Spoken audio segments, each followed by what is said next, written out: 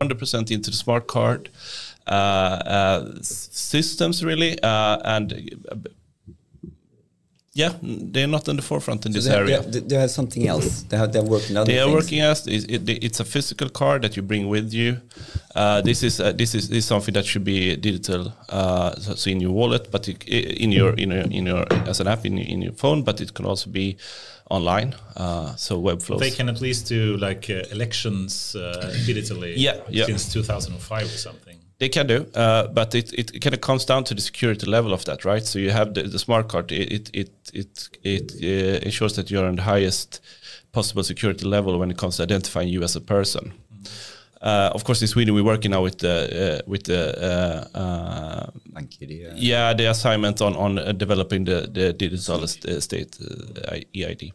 But okay, so we have this regulation. It's under negotiation. What the Commission also does then is they have an expert group consisting of experts from the different countries, member states, and then they have these large-scale pilots, which are consortias, 4 of us actually. We are coordinator of one of those that gathers a lot of participants that are to pilot the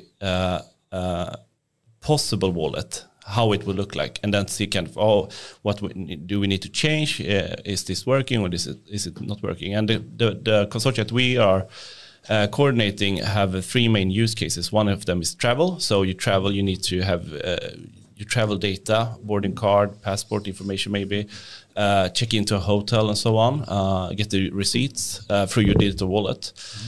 Then there is a payment use case. So that's, of course, how you pay with your digital wallet.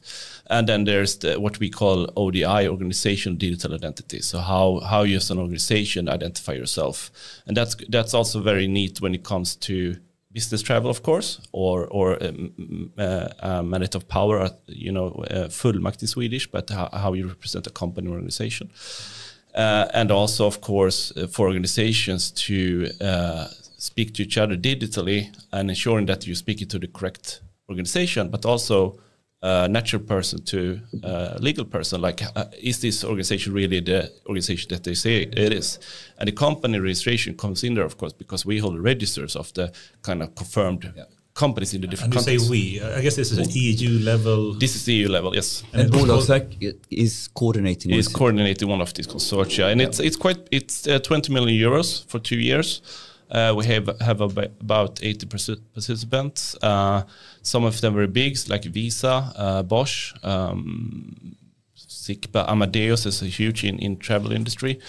And then 8 business registers. We have Bank ID from Sweden and Nets from Denmark. They have a similar solution that we do. And other public domain type parties as well. Yeah, exactly. From different countries. And what's the goal of the consortium? Is it to like standardize everything? Or? Not everything, but to some degree, yes, to standardize. But that, of course, happens in the standardization organizations. But we provide them with information. So it's like, okay, this way of signing a credential works in this kind of flow. So you, from a technical point of view? From a technical point of view. Also, of course, from an organization from a legal point of view. Yeah, so specifications for that. Yep. Yeah. So, and we run it's 4 consortia in total. Yep. So we in have Europe, and at 20 million each of them. So it's the biggest one is actually 80 million.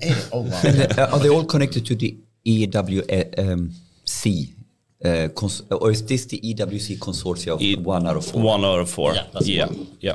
So we're talking about the EU Digital Identity Wallet Consortium, shortened EWC, and that is one of the consortium out of 4. Yeah. And what are the other 3? What are them? It's basically divided into use cases. So the big one is called Potential. It's driven by mainly German and French authorities. Pretty much consists of authorities as well. Our consortium has a private-public 50-50. But the other ones are kind of driven by the public sector. They focus on driver license and some other things that comes along with signing into public services and so on.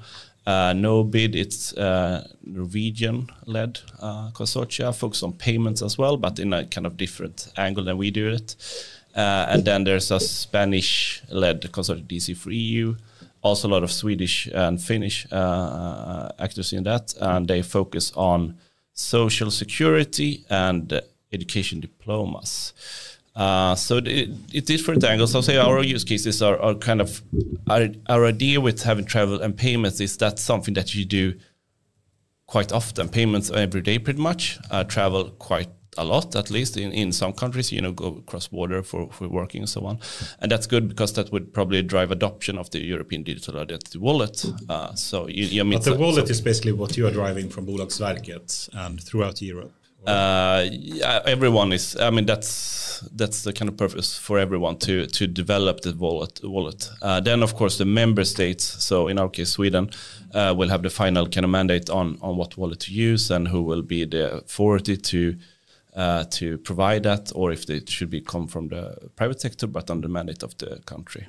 Cool. So the ultimate goal here is to have, in a way, how should we put this, digital movement in a secure way, and doing different things so we can basically do the things that we do as individuals, as organizations across Europe. Exactly, and it comes, if you take even a step further back and you look on the kind of targets from the EU and the EU Commission, it goes into the digital inner market. So we need to move, and we need to, if I'm in another country, I want to identify myself, I should be able to use the things that I use in Sweden, in Spain. Yeah. And also, of course, online. And then there's also the digital sovereignty part of that. You of course remember the discussions with Facebook or Meta, their coin that they were supposed to provide. If you look at that in my mind, this is my personal opinion, that's actually an identity kind of scheme they're driving. They want to they also want to have a kind of wallet that and kind of have your identity there. Of course, the payment sector will be one thing, but then they kind of gather all the information as you, and they are now the kind of provider of your digital identity. And there were kind of outrage from many countries in Europe about that, because identity is basically one of the founding factors of a state. Yeah, so, and how can we take our identities back to the individual in this big scheme? And there's many kind of policy things in there. So it's a lot of focus on having the individual in control of their data as well. The whole Meta movement into that coin, what's it called, Libra or something? Or? Libra, I think it was first, and then it changed to something when they moved back to US. I'm not sure what the name is now, but yeah. But then you had so in this consortium, you now had an assembly last week. So you had one of the major meetups, or how we put it, exactly 80. So it's I think it was about 120 participants, of course, from all of Europe, the Commission. A lot of people from member states and private companies, and we went basically through what we have done or achieved during these 7 months that we've been active, and I think it's all kind of impressive actually, because it's a bit of a tricky situation. Regulation isn't done. We don't have the architecture reference framework that we were expecting from the Commission, and. So you had some gaps on a lot of gaps that you needed to navigate. Horribly many gaps, and then there's a completely kind of new technology in some aspects that need to be kind of integrated to existing technology and infrastructures. Not everywhere, and now, but we kind of scoped a lot. We see that everyone's kind of agreeing on like what are fundamental pieces into that. So for organization, what is an organization? How that differs between the different countries. How do you identify an organization, and what kind of semantics should we use here? What's the next step? When do you think we will have some kind of standard that is used in Europe? Every member state, the regulation is up to vote now in January in the Parliament. I think the Council is a bit later, but when they're done, which they most likely will be. It's to 2026. Every citizen and organization should have the availability to have a digital identity wallet. That sounds surprisingly fast. Yeah, it's very fast. Well, let's hope that actually it's also very interesting when it comes to digital identity vaults, when it comes to like adding another level of like documents and proof and things like that. Since today you need to go into each country e-services to get that type of information. Here we put like a common infrastructure in place, which you can share that type of proof among each other using the same basic infrastructure underneath. I mean, I can just think about so many use cases where you reduce a lot of friction. I mean, like I'm thinking about buying a house in Spain, you know. I'm thinking about getting a job over there, or I'm thinking about using my insurance in a certain way or whatever. Yeah, exactly. So it should be a lot of benefits. And we did some trials before from Bolagsverket together with some Finnish and also some Norwegian participants. That's one of the reasons that we did a consortium, because we had actual experience from before. And we can see, we think, that we can automate a lot of things, you know, because then if you have the wallet and you have these attestations, as it's called, this is basically secured data. So it's something that it's signed and trustworthy, and then you can automate a lot of things. And you can also ensure that there's a kind of focus point for the individual. So you get the attestations on many different things from different authorities. You don't have to go back and ask them all the time, because the actual proof of whatever would be in your wallet instead, and then you can share it to the others. Sounds like a good thing to strive for. But with that, let's introduce the guests. Yeah. So very welcome here. Thank you. Patrick Eckemo and David Magård. I'm not sure how to say your last name in English, but Magård, I usually go for. Magård. You lose Magård. I know you, Patrick, for a number of years. I'm not sure how long really, but like 5 years or something. But I think you are very famous for partly the 140 billion crown article from DIGG. But I met you, I think, when you were presenting on stage when you were still at Posten. Yeah, I used to work for PostNord for years back, some years back. But now working as let's see if I get this right, the Chief Digital and Innovation Officer at the Swedish Companies and Registration Office, the Bolagsverket. That's correct. Did I get that right? Yeah. Awesome. So many things to speak more about, so looking forward to that. But also, David, you're a senior advisor, right, at the same company, at Swedish Companies and Registration Office, Bolagsverket. What is your title? Strategist? Strateg in Swedish, senior advisor in English. Strategist sounds a bit off. Senior advisor is cooler. Government authority, public authority. Yeah. But I've also done the coordinator of the EU Digital Wallet Consortium that we just spoke about. So, but you've also been part of the Swedish team working with the AI Act, something that is very newsworthy, and we probably will speak more about shortly as well. And going back into your work at Regeringskansliet to work on the directives from AI at Regeringskansliet. We had a guest, Johan Howard here in the first season, and I think you more or less you worked on the same stuff after him. Yeah, pretty much. So, yeah. So a lot of knowledge at this table, and a lot of movement forward for the AI Act as well, which is awesome. There's a very timely podcast today, guests. So we're happy for that. And I can just add that I used to work for DIGG, Agency for Digital Government, and by that at the same time as David was working for Regeringskansliet. Yeah, so we worked very tightly by then. He told me about that he was receiving your. I'm not going to go into details, but I heard the report. Yeah, the report. Many reports, but the report. The report. As well. Yeah. We will of course going to talk about the report. But Patrick, why don't you give us your short breakdown? Who are you as a person, and how did you end up where you are? How would you describe yourself? That's a good question. I grew up basically at SAS Institute for 11 years, and so I spent most of my time as a consultant and developer, and for a couple of years in analytics, BI, and advanced analytics, helping clients both in Gothenburg and Stockholm, and even work in the global teams in the end of my time at SAS.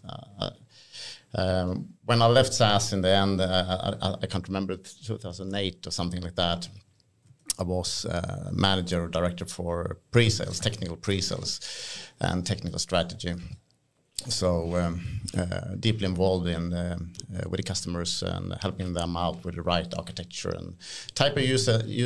Make best use of analytics and SaaS, of course, and trying to help them to increase their maturity in the area. And after that, I moved into PostNord in the merger between Sweden and Denmark. A really interesting journey. A lot of really good people, both in Denmark and Sweden, working with analytics. And I tried to build a team around analytics at PostNord. So try to combine people working with SAP, for example, and SaaS and other type of business objects by that time, and the more advanced analytics people as well, and architecture as well. So I worked with like as an enterprise information architect by then, and a director for the Center of Excellence for Analytics and information management at PostNord. So I did that for 6 years, and then I moved into the agency for digital government, where I've been in the executive team for some time and a senior advisor as well. And I worked a lot with official government assignments, like the report you just mentioned. And very interesting agency working at the EU level and the national level. And then I moved to Bolagsverket. That was in Sundsvall as well, right? Yeah. Been in Sundsvall since I left PostNord. But because SAS and PostNord, that was your Stockholm career. And then you said, let's go back. Yeah, I moved back since I have a cottage up in Jämtland, and I love it. Tell me the truth. It was the skiing, right? Yeah, skiing, of course.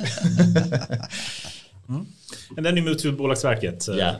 How long ago was that? It's 2 years ago, and the major reason why I started at Bolagsverket is actually everything I do it actually for Sweden. It's not for a specific agency.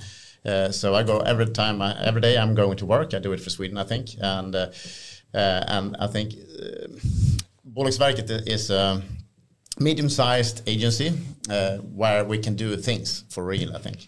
So my vision is to make Bolagsverket as a role model how to digitalize agencies in Sweden, and as a use case. So like we can do like this, and to save money, increase efficiencies and productivity, make use of new technologies, and try pivoting the business model we have today. So that's my purpose. That sounds great, and I think we really need that. But if you were, for people that don't know really what Bolagsverket do, how would you describe their business? We manage company information in Sweden, basically. So we are more or less a broker. All the companies need to register information in our databases, of course, like annual reports and things like that. If you are going to start a company, you need to contact us, of course, for names and things like that. Everything ends up in our registers after decisions that you, for example, can have that name and so on. And then we sell the information. So we get information and then we sell information. So we are in an information broker. Yes. Yeah. So could you make that into a profitable department? So we are financed by fees, basically. Yeah. So but we are looking into more, of course, since EU is focusing a lot of open data and open up the data resources within EU. It's a huge amount of benefits by doing that. I think it's up to 300 billion euros yearly, something like that. If I'm not, I think it's something like that. And so it's huge value, but at the same time, we have a lock-in since we have our finance model connected to our businesses. So we need to operate. Otherwise, we need to have money from the government in another way. So, yeah. Who do you sell to? Who are the main customers, so to speak, of the information?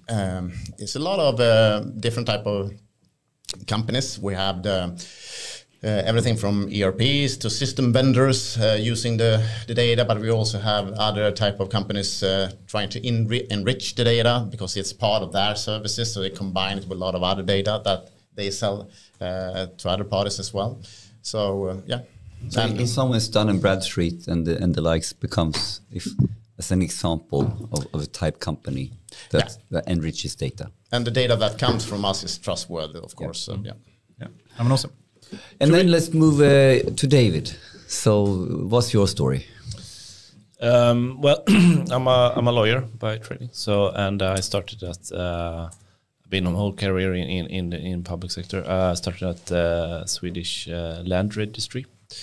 And speaking of AI there, where I was quite soon into kind of digitalization and worked actually not in the kind of legal department, but in the digitalization team, innovation teams, as a kind of legal counsel. And we did some things. So we automated decision making in some parts. You did that early. Yeah, we did it quite early. I think this is 2014 or something. So this is something that we look back that is quite early. Yeah, I think we were one of the first agencies to actually do that. What type of decisions was it? It's kind of when you take up a mortgage on your house. It's a very, very easy decision, but still, you need to do a lot of technical work, some legal work, so on. So I worked with that, and also kind of e-signatures, so digital identity now and then, and so on. And also we had the IBM Watson chatbot there. So a small rabbit hole. What was that all about? It was a fun experience to kind of look into, and to kind of have an idea of what the future would look like with the chatbots and the digital assistants. That's now kind of the main topic. But what were you trying to do? Was it like a chatbot? Yeah.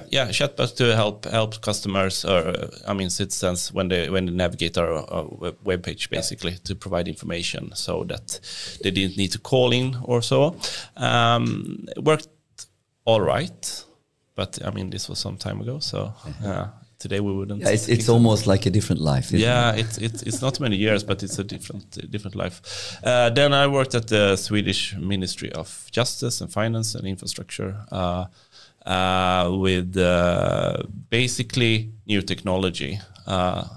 What was my kind of portfolio? So AI, but also blockchain and some other things, digital identity, of course. And then and what was your angle? My angle was what the politicians wanted. Good answer. Yeah. So, but of course, I helped out in kind of informing what's happening, and maybe this is something that we can do, and this is something that we maybe should. I have to ask as well. Yep. Speaking about blockchain. I have my opinions about that, but if we just go back to the European wallet consortium, is blockchain a part of that strategy? It's not a big part. The EU kind of wants us to include some blockchain. It might be interesting in a very small layers of the kind of infrastructure, and that is basically key management, and to make that kind of easier to understand. That's if you need to manage your public and private keys, which is how you sign and get to the data, should that be at a central authority or organization, or should that be decentralized? If you want to go for decentralization, you might use blockchains, and of course there is a definition here. So it's a blockchain or it's a distributed ledger technology. It's not a blockchain, it's a DLT if you go for that definition. So that's what we're kind of looking at, and that could be interesting also kind of for trust registers, so who can actually be part of the ecosystem without going through only one central authority. Yeah, but it's the ledger idea here we're really talking about. Yeah. So we're not confusing. And we tried that when it comes to our own proof of business. Yep. Together with Finland, so we had a blockchain in the for Bolagsverket. Yeah. But so the whole idea then is because you're not having a logical central authority. Yeah. Because if you had that you would probably put it there. Yeah, but you need to kind of consider that this is the EU, right? So who would that be? That's a good point. Isn't it still Bolagsverket, the central place that manages? No, not really. I mean, we can be that some parts, especially when it comes to like authentic source. But then when the data is kind of out of our repository, then how do we manage that, and how do kind of people keep track of their data then, if we want to have it like their data, Is it how can others trust it? And you have to have other actually being part of the chain as well. Exactly. But I really like the topic here that we are talking about what is actual problem and use case, and that is what we are focusing on, and not the technology A or B. Yeah, I think technology. I mean, there's some benefits with and some downsides of any technology it's used, and like what's being explored at the EU level with blockchains is basically the idea that, okay, we don't want to have one central authority that keeps track of everything. So how do we do it? And maybe we don't trust each other to 100% between the member states and different organizations. So how do we do that in a technical way, right? We can do it in a legal way, but then, And then, blockchain can be one of the use cases. Do you believe that will be the case, or do you think another solution will, if you were to make a prediction? I think it will be part of the future ecosystem in Europe. I think. So. Wow! I hope so, but I don't believe so. But then again, it's not like a blockchain that like Bitcoin or Ethereum. It's a hybrid version where it's. Why should anyone be part of it then if you can't mine anything? Because it's mandated. You force people to do it. Yeah, we force authorities to do it. This is another angle, But we're government, right? No, but it's something that you need to consider. But just jumping from here to like regeringskansliet, what's the English word? Government offices. What was from an AI perspective? What do you think was your main achievements during your time there? Main achievements, I mean, it's a collaborative and it's a politician's achievements. But I think we were, when I was working there, we sent out some assignments to DIGG and some others, so that they could kind of provide with a lot of information, like what is out there, what do we need to do, what would be the benefits, and so on. So I think we did some interesting stuff there together. The trust model that was developed and still is kind of under development is one part of that. So it's a model for how you kind of are transparent when you use AI in public sector. So that's a part of it. Of course, the numbers here. Personally, I think I would have hoped that we would have come further and also been a bit more prepared for AI Act. But it's. But when you're at regeringskansliet, if I'm doing a little bit like a fly on the wall scenario. What was the discussion on what you were trying? What was the main topics that was trying during your period? What were you trying to achieve? We need to know better. We need to put up. We need to have reports coming in. Or how is that sort of conversation going? I mean, the political idea was basically to work on with the Swedish AI strategy, which is not really a strategy but kind of a direction, and to implement that. And that said a lot of things. So we should have common infrastructures. We should be more involved in the EU work. We should share data in a way that it's suitable for AI systems and so on. That was the kind of main focus areas around the year. And then you came to Bolagsverket somehow. How did that happen? There was some people called maybe, and there was a job opening there that sounded interesting. So I applied for that. And if you were to just very, very briefly describe your role as I'm a senior advisor. Basically, I do things as I work with this consortia, so that's more kind of tangible. But I also provide,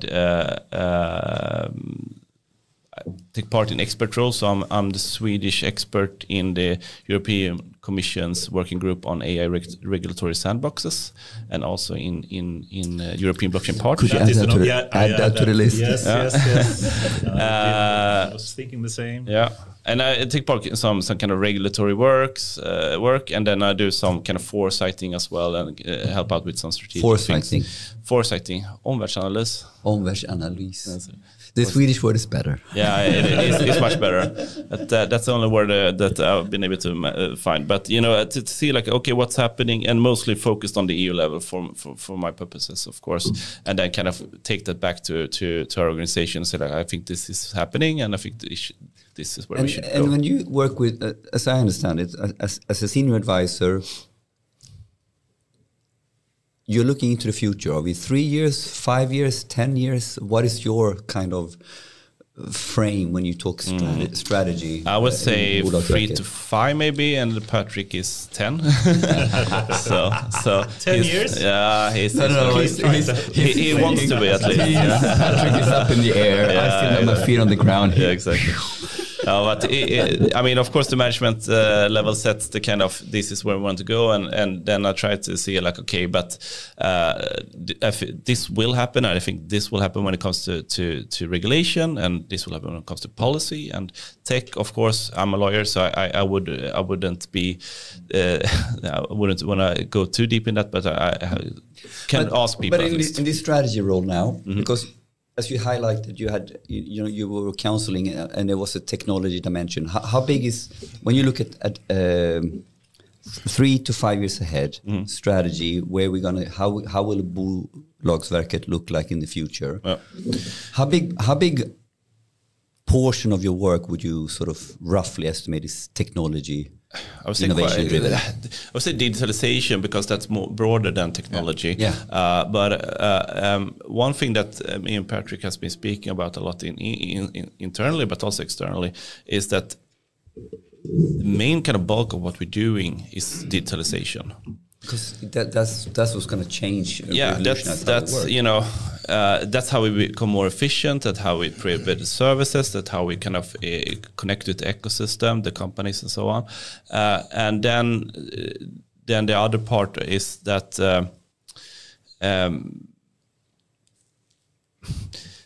digitalization and kind of ensuring that we have something to offer in the future, because that's not clear. But then I flip the question: what of your strategic work does not have a connection to digitalization or AI or technology? I'm not sure, maybe Patrick, but I will say also one thing more that lost a bit here, but digitalization, and also that EU is the main driver of all the regulations basically in our domain, and mostly for Sweden as well, which makes us, we try to have a more kind of outreaching activities than many of, in my estimation, many public authorities, that kind of look internally and then to maybe the government offices, but we kind of look at EU quite a lot. Because you need to look broader to understand where you will end up. Yeah. As a company, as a department. As an organization, as a government organization, of course. But of course, the government decides. But a lot of the regulations comes from EU. It comes both on subject matter, so how companies should be defined, but also like on data. On systems. I think we should move to the next topic. We have a short. We have to finish before 7, I guess. But okay. But let's move to the next question. Perhaps the infamous, or the famous. Sorry, the famous. Infamous. DIGG article. When did it turn infamous? I love that, by the way. Yeah, but it's been spoken about and have so much media attention, and I think for good reasons. For very good reasons. And it's super interesting to hear. But basically, one of the core messages, at least, is we can make substantial savings, benefits. I'm not sure how we frame it, if we made the proper use of AI. But please, if you can, please give us some description of the origin and how that report. What was the name of the actual report? Came about. Promote AI within the public administration to make best use of it, actually. And how did it get started? It actually started with a lot of dialogues with Regeringskansliet around like the benefit and that we need to do something to start promoting AI within a public service administration. And we've been talking about open data for some time and working on the data layers, but not that much in analytics and AI. So after that, we received this government assignment, and we're really happy for it.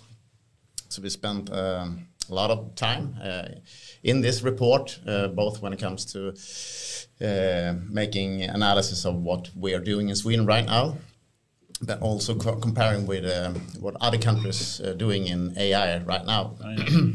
And this started in 2020? Yeah, I think 2019, 2020. I think it was finished in 19, right? Yeah, something like that. And maybe published maybe in the beginning of January or 2020 or something. I can't remember, but yeah. So we made most of the work was done by 2018-19. Yeah. So we went to a couple of other countries like US and Canada and all that, and met government agencies over there as well to have this discussion how they using AI and what type of strategies and thinking and financing, steering from the government and so forth. So that ended up in some recommendations that we can, which is basically in line, I would say, with a guideline from 2018, that Johan Harvard talked about. In my opinion, and correct me if I'm wrong, this document has sort of is, in my opinion, some of the more deeper. And do we have an AI strategy in Sweden or not? I'm not sure, but at least now for the public sector. From an AI point of view, I think this is one of the most comprehensive, or the most comprehensive report that sort of looks at this, that you can almost take as a strategic document, because it has clear recommendations, it has a dollar value or Swedish kroner value, and it has clear recommendations on where to put your money, so to speak. Yeah, and that was, I mean, we wanted to estimate the value of using AI, since it's very hard to just come up with recommendations, do that. But we want to make some money of it as well, savings or some higher values for the citizens and companies. And that's one of the reasons why we looked around in Sweden for use cases. We couldn't find any. Actually, it was very few of them by then. And we even looked in Europe, and I was part of the GRC in Europe by then, AI Watch, as part of like an expert from the government by then. And when we tried to analyze use cases within Europe, but that wasn't enough either. So we turned to McKinsey, since they come up with a report for a couple of years earlier when it comes to the famous 30 billion or trillion. Yeah, they came up with a report, global report, and for each country as well. And based from then, they had a huge database of use cases globally.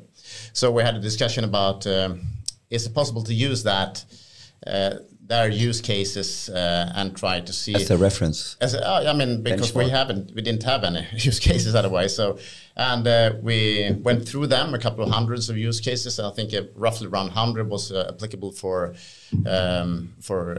public administration in Sweden, and that is the base. We try to scale it from that in like full usage within the public administration. Exemplify some use cases that you looked at. For example, like in planning, public administration, a lot of planning, of course, activities. That would one part, how you could, when it comes to budgeting or something like that, or for preventing things like in pipelines, maintenance and things like that, so we don't wait until they break down. And in healthcare, prevention, of course, huge value in that. So before it actually happens, and have some preventive care in some way. Exactly. Yeah. So a lot of different type of use cases that builds up that the famous number we come up with, 140 billion. What was the majority of the contributions to the number 140? Was it healthcare, or was it? It was. I brought some papers with me here, so it's actually pretty fairly distributed, I would say, across domains. We used the COFOG standard model to distribute it over a couple of different type of sectors. And we could clearly see that when it comes to like common processes within the public administration, there's a huge value. And so we had the highest value in that perspective. And then and common processes would be like HR and could be in HR, but also like in production, we have errands management and things like that. Mm-hmm. And we can clearly see now moving into generative AI, it's probably much higher value than we came up with by then. So if we look at cross-domain, healthcare, education, labor market, how to optimize the fit between matchmaking and social security, since we a lot of frauds and wrong payments in the systems, and how to prohibit that type of stuff. So in the end, I mean, to sum it up, increased productivity, higher revenue, and less fraud and wrong payments. Those are the value levers, so to speak. Yeah. And how was it received, in your opinion, at the time when you because I think there was quite a lot of buzz around it, because this was something that we in the community, we knew about this and we read the report and all that. But what was your view on this from the inside? But I think it's been fairly referenced and discussed and all that. The main problem, I would say, in Sweden is actually we don't have any debate about digitalization at all, since it's not, no parties actually sees as at their own area or topic, so they never talk about it because it's not an issue. I mean, if we have that big potential by digitalization using AI, why wasn't it more? I mean, because it was very, I think you underestimate, the impact it had in media and other places, but we would love to see some more actions being taken given this, right? But at the same time, I mean, you don't win elections or talking about digitalization. Yes. You win elections talking about more teachers, more nurses, and things like what we've been talking for 100 years. Yes. And that's the problem. We're still talking about all the recipes to solve today's problems. And this is a means to an end. I mean, digitalization is just a means to an end. So. But okay, I think you're spot on. And we cannot get it into the political debate. We have never really seen them argue for the election on the digitalization topics, and they should. And I think you could position yourself, and I think they're making a miscalculation if you do it in a good way. But why aren't we doing that? What is your?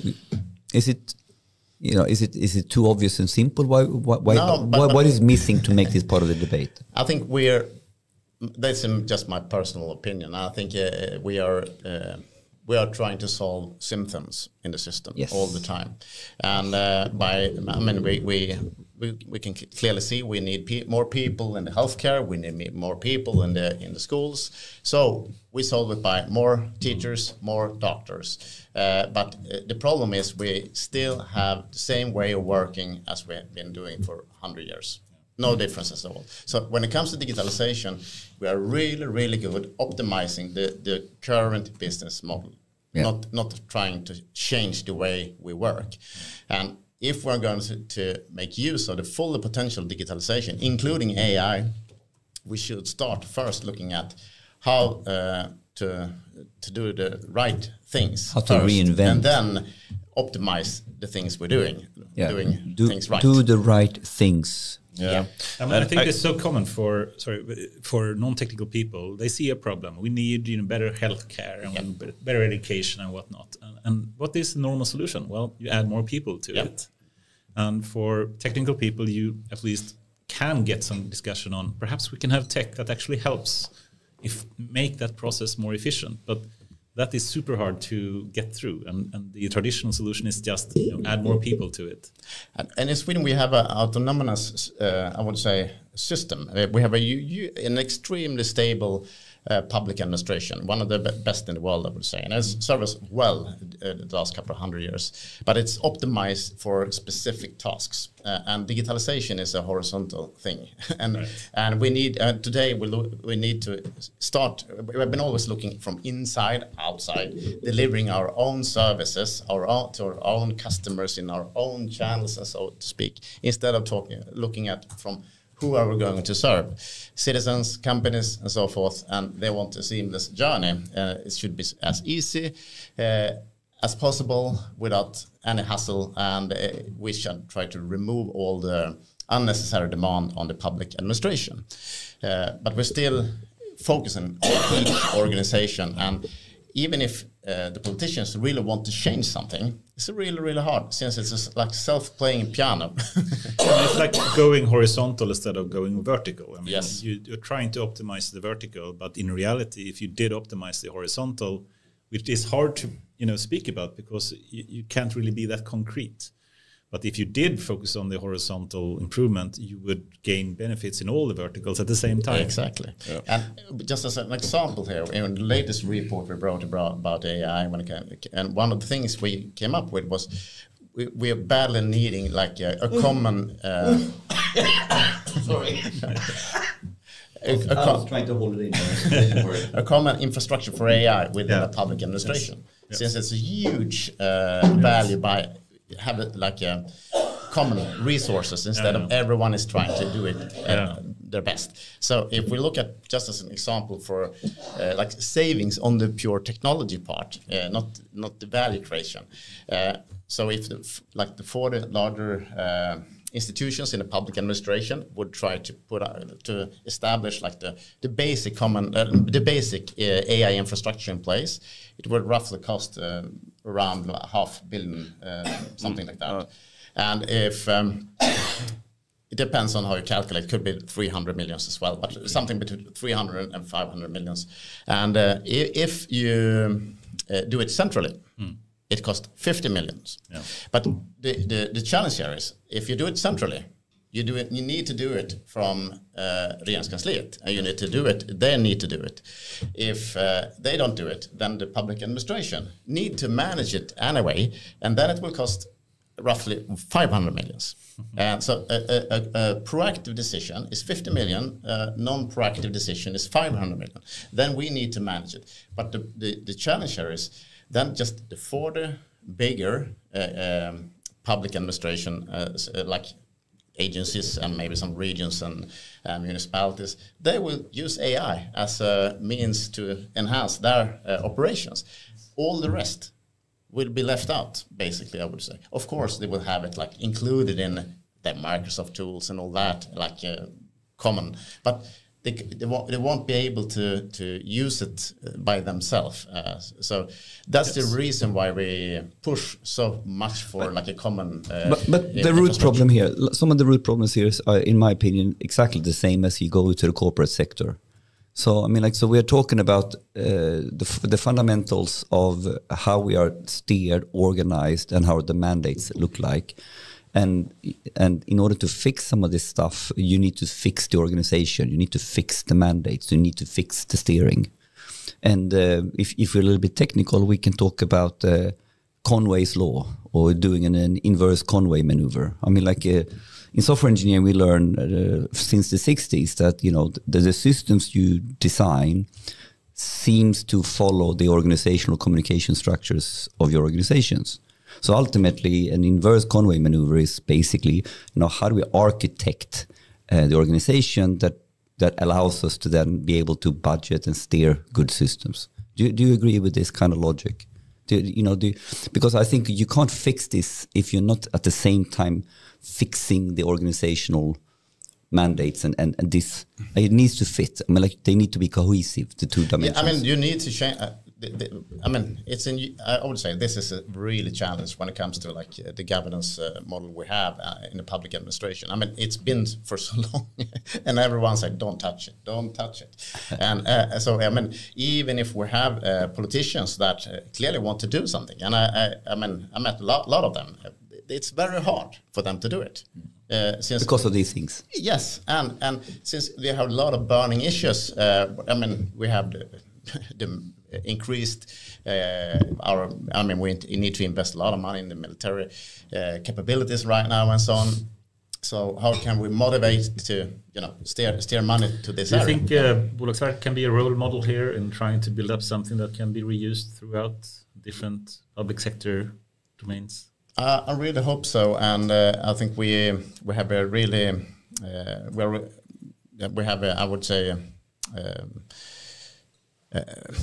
Our vision is, I won't say that we are going to take ourselves out of the loop, but we are talking about like information that should flow freely within the society, especially when it comes to company data. So how are we going to transform our business to that, to make possible by using AI and new technologies and things like that? So, but it's not that easy to say we are going to use new tech. I would say it's more of a question: how should we change the way we work as we do today in the future? So we're looking very much into change the how we operate our business in like 5-10 years. And then you can kind of take that conversation or question to the macro level. That's the hard question. How should we operate Sweden? How should we operate the departments ultimately? It's a big one. Yes, I'm eager to go to the offentlig AI initiative, etc. But maybe we should. Let's go there. I mean, like, so if you wrap up the DIGG report, we got into a rabbit hole, but so what was the afterplay a couple of years later? The afterplay is we came up with some more reports connecting to it, actually. So, I mean, one is trying new technologies, and Lantmäteriet was in lead of that report, and we came up with the trust model, which is really interesting, and David is really deep into it. And you can talk about. We can take the trust model is a good topic. Actually. Yeah, we can dig into that. I think, and then we came up with a new report also when we dig in even further when it comes to the trust model, but also an AI guide for the public administration and some recommendation for common. So this was another government assignment, basically, right? Yes. What was the name in English? Is it called? Promote AI in public administration. Okay, almost the same as the first one. Yeah, and if I'm a little bit cynical now, to move to present day, like a week ago, 2 weeks ago, we have now a new AI commission, led by Svanberg. Is it the same old, or are we adding value now, or are we chewing on this? I'm not, to be a little bit brutal. Yeah, okay, so my personal opinion is that we pretty much do. I mean, Patrick and I have been involved in some of the reports, but there have been many reports from different agencies, from AI Agenda, the Agenda of AI for Sweden, consisting of companies as well, and academia. SEB, for example, SEB, Socialstyrelsen. A lot of them, and everyone kind of says the same things. Which I think they kind of... You can only do strategy for so long. Yeah, they kind of took that into the Commission's directive quite neatly, and it also has the possibility to give proposals on regulation, which is different this time. Yes. So that's a good thing. That's a good idea. Yeah, but of course, in I think for many of us who's been working in this for quite some years, we do expect that most of the outcomes will be something that's already written to a large extent. And that I think is a bit sad too. Can we help it? Can we, I mean, like, so they have an opportunity to shape, what they do. Definitely. So how can we help? We should start with just describing what it is. So we have two different assignments here. One is the offentlig AI to promote AI in public sector. Then we have the AI Commission. Can someone just give some background, describe what the purpose is and something? It's a bit different things, but the promote of the AI in public administration, that's something that's been reported. It's finished. There were some expectations that it would kind of go on. We'll see about that still. There is this beta portal called offentlig.se, where all of the things that we delivered are. So you can watch them there. Examples use cases, use cases, guides, trust models, and so on. And our hope was and still is, I think, to kind of develop that, because we see that a lot from the reports that's already written, that people need guidance. They need easy guidance, and they need then they need to go to the deeper levels. But they need easy guidance and examples at first to kind of start out with. I think it's funny. We had another big assignment called Swedish AI Agenda, and they basically, at least what I tried to contribute to, was actually a use case library, basically, which you basically did in offentlig AI. Exactly. So I think what you said is very true. You redo a lot of things from the past. But the reason why that was part of the assignment was because of the agenda, and others who already said like we need this. Okay, who will do it? We need to put it in this assignment. So that's good. So it's actually like a positive action. Yeah, it has a connection. Definitely. Very nice. The AI Commission then it's something that was announced a few days ago, just by the. We should have taken on the news. Yeah, we're already in the news. Go for it. Okay, but so it's in Swedish is utredning, so it will have the kind of normal boundaries, which is that they have someone who's the chair, and there's a secretary who will write a report, or several reports maybe, and then there's some experts into this. They come from different parts, so they come from WASP, the Wallenberg autonomous. An AI system program? Exactly. Yes. From academia and from private sector, of course, as well. And we have some guests from the podcast on the exactly. AI Sweden is there as well. Municipalities as well. Yeah, municipalities. Heinz is there. So a lot of people there, and the idea is that they would provide suggestions to the government on how Sweden should work with AI. And it's segmented in 4 columns, basically. So how should we act in kind of international ecosystem, so EU mostly, but also the other OECD and so on. It's a focus on public sector. It's focused on education and on private sector. This is a slightly different tweak or angle on it compared to before? Is it similar to what we've done before? I would say it's very similar to the Swedish AI strategy, but the Swedish AI strategy didn't have a report before it really, so it's a bit different. When it comes to the assignments that we've been part of, they are of course directed to the public administration, and this is a bigger, broader commission. So that's something at least. And the good thing that I think is that it may be like hopefully an endpoint of the analysis. So maybe since it's a broad spectrum of good people within the commission, so hopefully it can end up with like a summarize of all the things we've been doing for a long time now, and add some of the new aspects and dimensions David mentioned. We have a huge development with the AI Act and generative AI. Yeah. Those are 2 major new drivers, I would argue. Yep. That makes this kind of worthwhile. Now, Patrick and David, I ask you, if you could dream, what would be the added value that they could do in this commission now? Put an endpoint, I think was a really nice way of putting it. What else? How would you frame what the added value can really be at this point? If you say endpoints, I would say targets that are financed. Yeah. Finance targets. Yeah. I think there's a big point that is missing. And another thing, finance is really, really important for us. And you can argue that we have money in the system today, but you need to steer the money.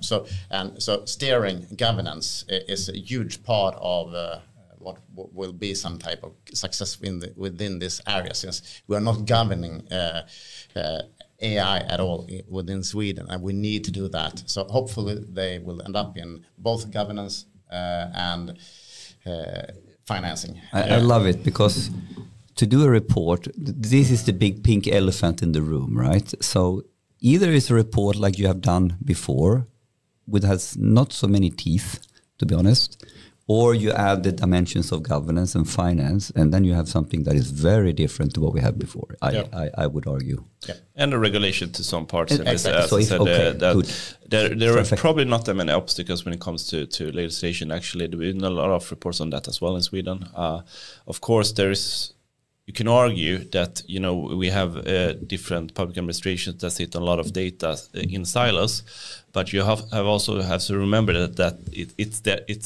the way it is for a purpose, because if we gather all the data, who actually owns the data then? Yeah, you pretty much have a 1984 state, right? Use it for whatever purpose. Yeah, it depends, of course. But I think Patrick's summary is profound, because if you can add regulation, governance, like organization views and finance to whatever we have done before, that is what is missing to a clear target. A clear target in these dimensions that someone can vote on, to be honest. And can you also combine it with like some type of missions? We have a lot of like societal challenges that needs to be solved really badly. And if we can have some of those in place and using digitalization and AI as means to solve these issues, that would be really, really good. So, and then it's completely worthwhile because we haven't been able to sort of tie the knot on these topics, and this could tie the knot. But these are the things. If you don't do them, I don't see so much added value, to be honest, because we have done great work. But that's a really good summary. And we see a lot of the other comparable countries like in the neighbors and even in Europe. Norway came out with like $1 billion. They're spending a lot of money, and we can see. It was spent. It's a long time they spent 5.5 billions, and hopefully that the government should meet it somehow, like we did before in Sweden when we built Sweden. Hopefully we'll see that more of in the future as well, that we can together, both in the government and the business and the public administration can work together. Actually, I have a topic that we can take on a more philosophical level. If it was your money, how would you spend it? Let's take that when you have had one more beer. Good, Henrik. If it were your money. Should we move to the AI Act kind of thing, or should we?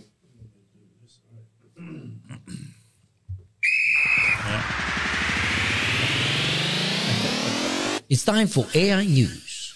Very brought cheesy. to you by AIAW Podcast. No, it's good. Sorry, it's very good. Do it again. Do it again. Do it again.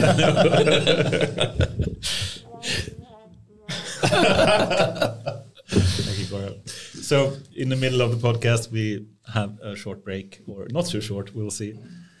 Speaking about some recent news that have occurred in the last week, or something that is of personal interest for all of us. The AI Commission was actually weekly news, but that was too long, so we covered it as a topic. Good. Yes. So, okay, it's been happening a lot of stuff in the last week as usual. Anyone that wants to go first? Speaking about, the follow-ups from Gemini or the AI Act, which I think, of course, is super interesting as well. Why don't we start with the AI Act angle? And I'm looking at David. Is that news or is that a whole segment? Okay, but let me. I say whole segment. Actually, it's a segment. It's a segment. I think should we take it afterwards then? This is news. The AI news will now come not in Aktuellt but in Uppdrag. We can say that there's a provisional agreement on the AI Act. Yes. Okay, that was the headline. Headline news, more to come later. Yes. Okay, good one. Well saved. Okay, anyone else? Should we go Gemini or?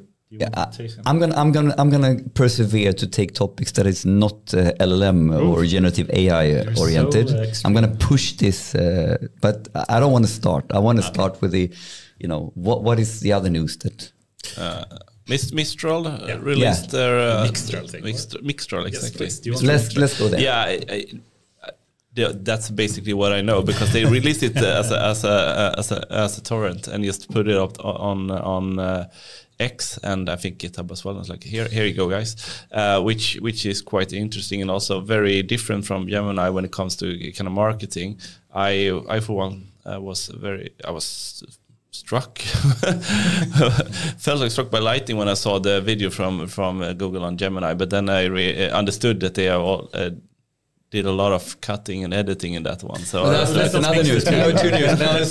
Let's continue with the Mixtral thing. I think it's interesting from a technical point of view in many ways. So Mistral, they released another 7 billion model before that was really amazing and could beat the performance of a lot of other much bigger models as well. And it came from France. It's a European model. That's awesome and very great to see.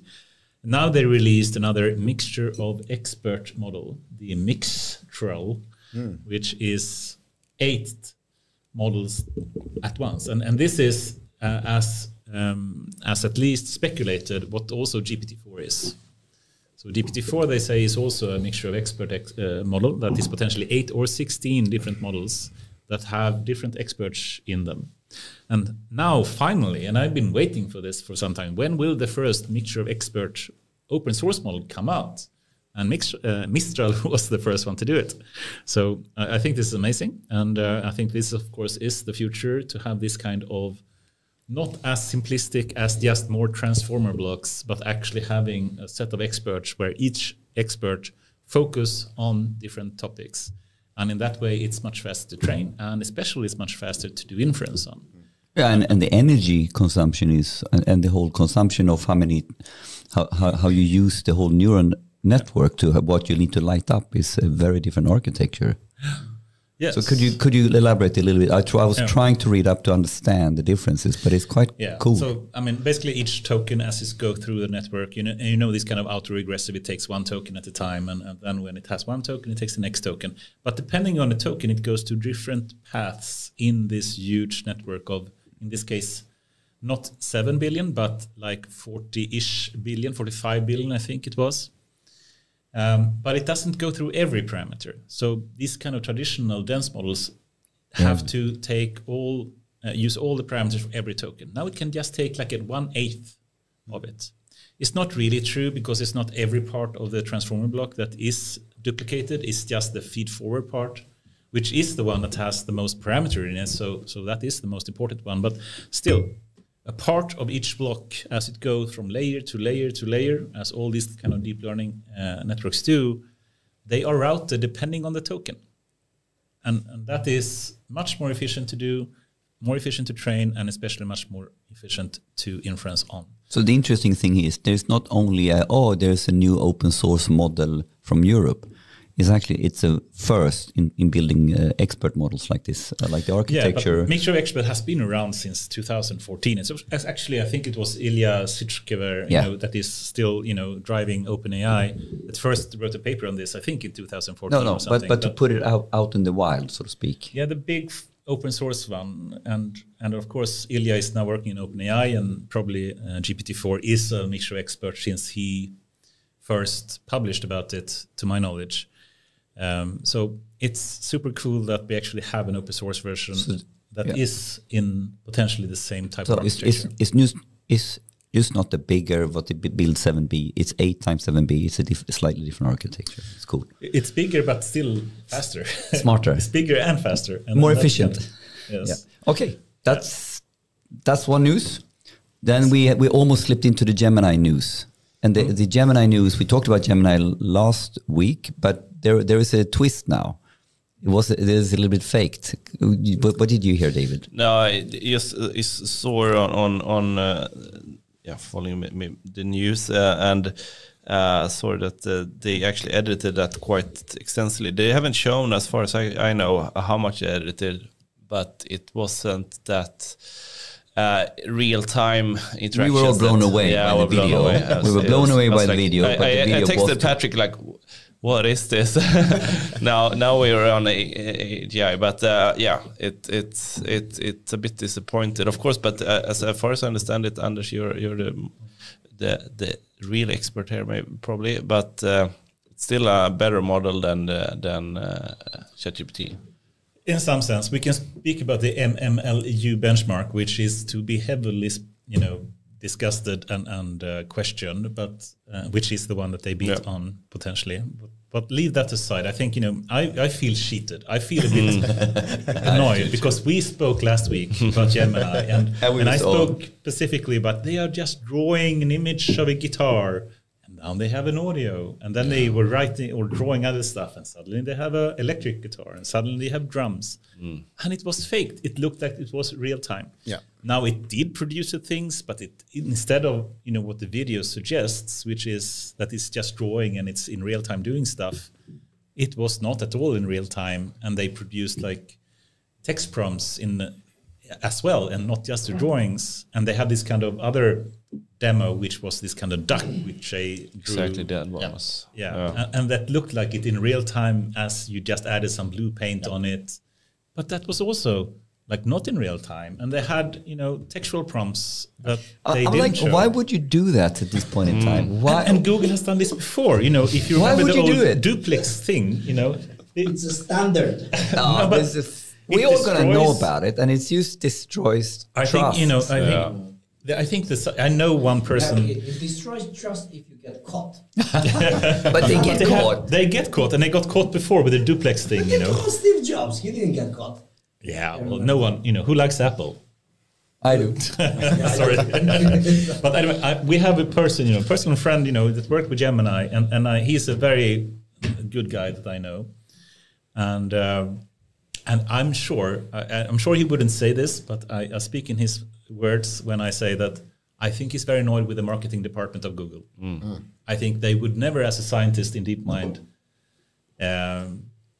produce a demo like this.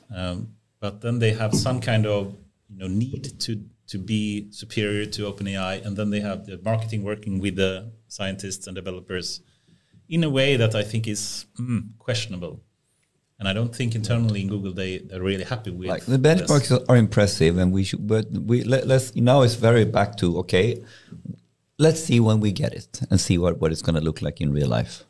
It's still super impressive with Gemini. They didn't have to fake it. I think I'm a bit disappointed. I feel a bit cheated, at least. What about you? Yeah, I think so as well. I mean, they don't have to. No, they don't have to. You don't have to. Do you have any news?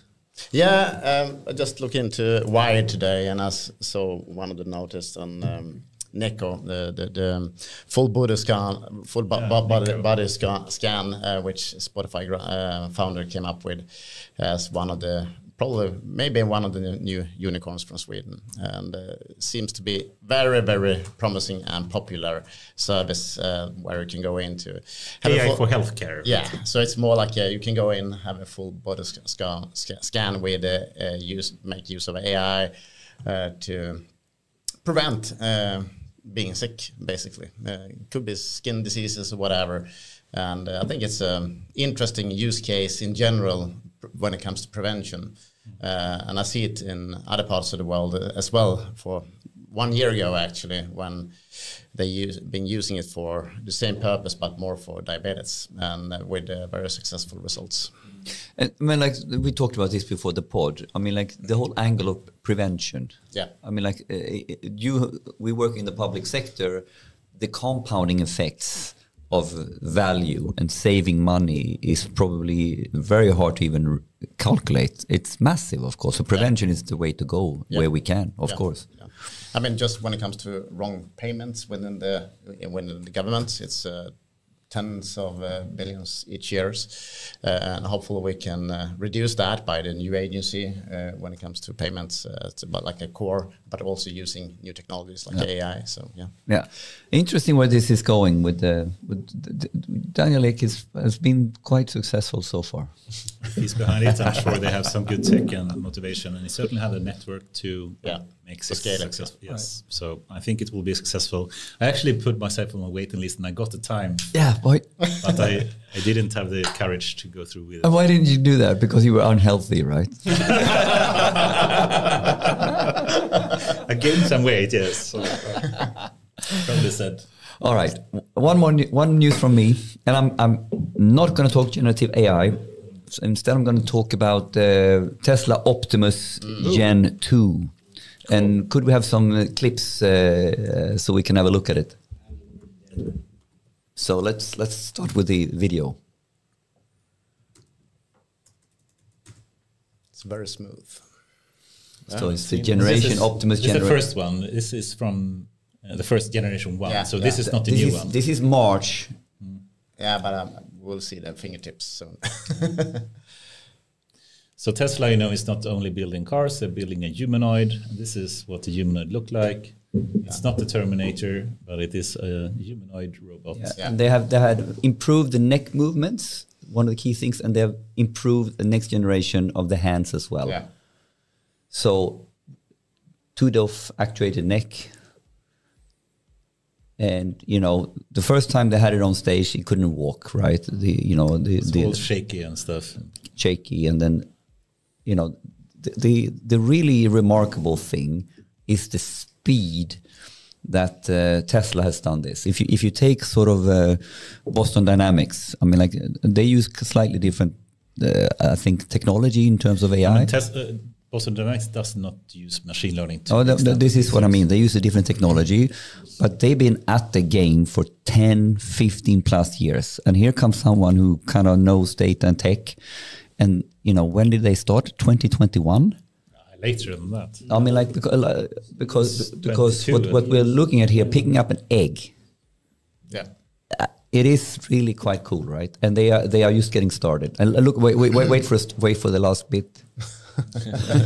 Dancers, of course. And how much edited it is? No. This was the funny thing. This was the funny thing. In the press release, explicit, no editing. They made it explicit in the press release to make sure this is real. Okay. Elon loves to bash other people. Yeah, he loves. So that was a direct bash for sure. Do you know how much it costs to buy it?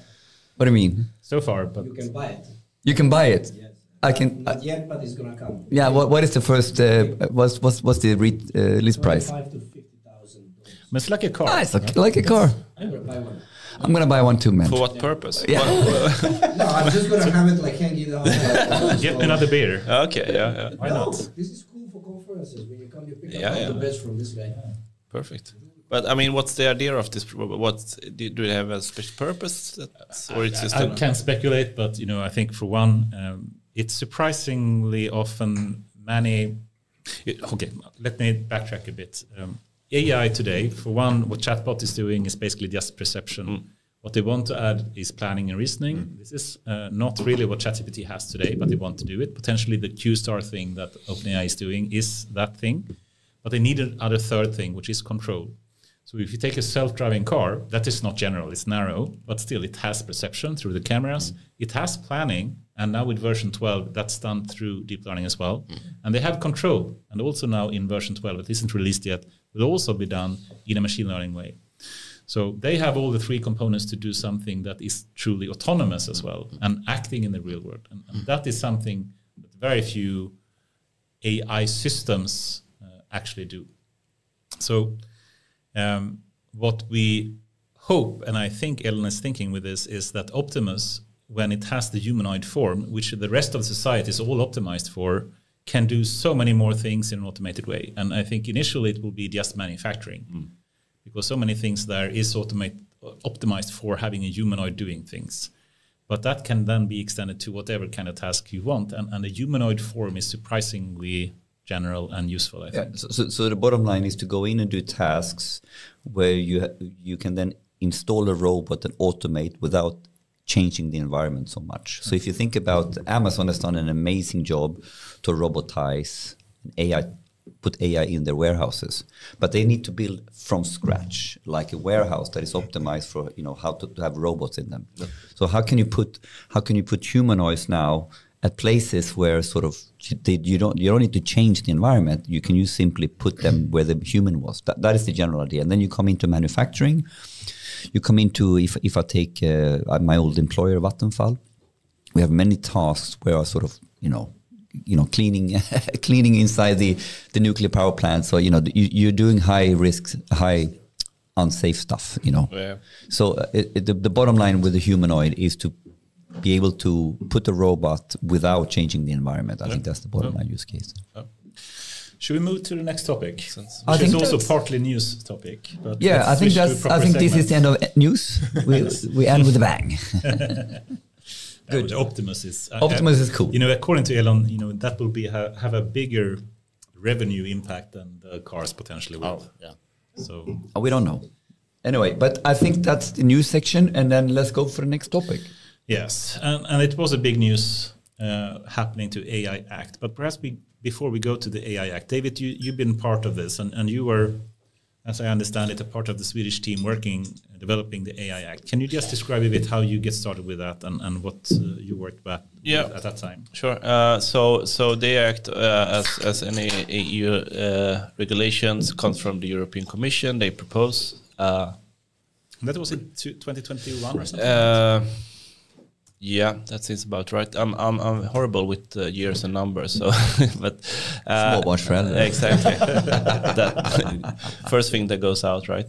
Numbers. But then of course every member state have their own government offices, and it's the people from the government offices who negotiate the regulations on behalf of the government. And I was leading the Swedish group there in the first round, and then when I left over to the Swedish Companies Registration Office, I also helped out as a kind of an expert to the team.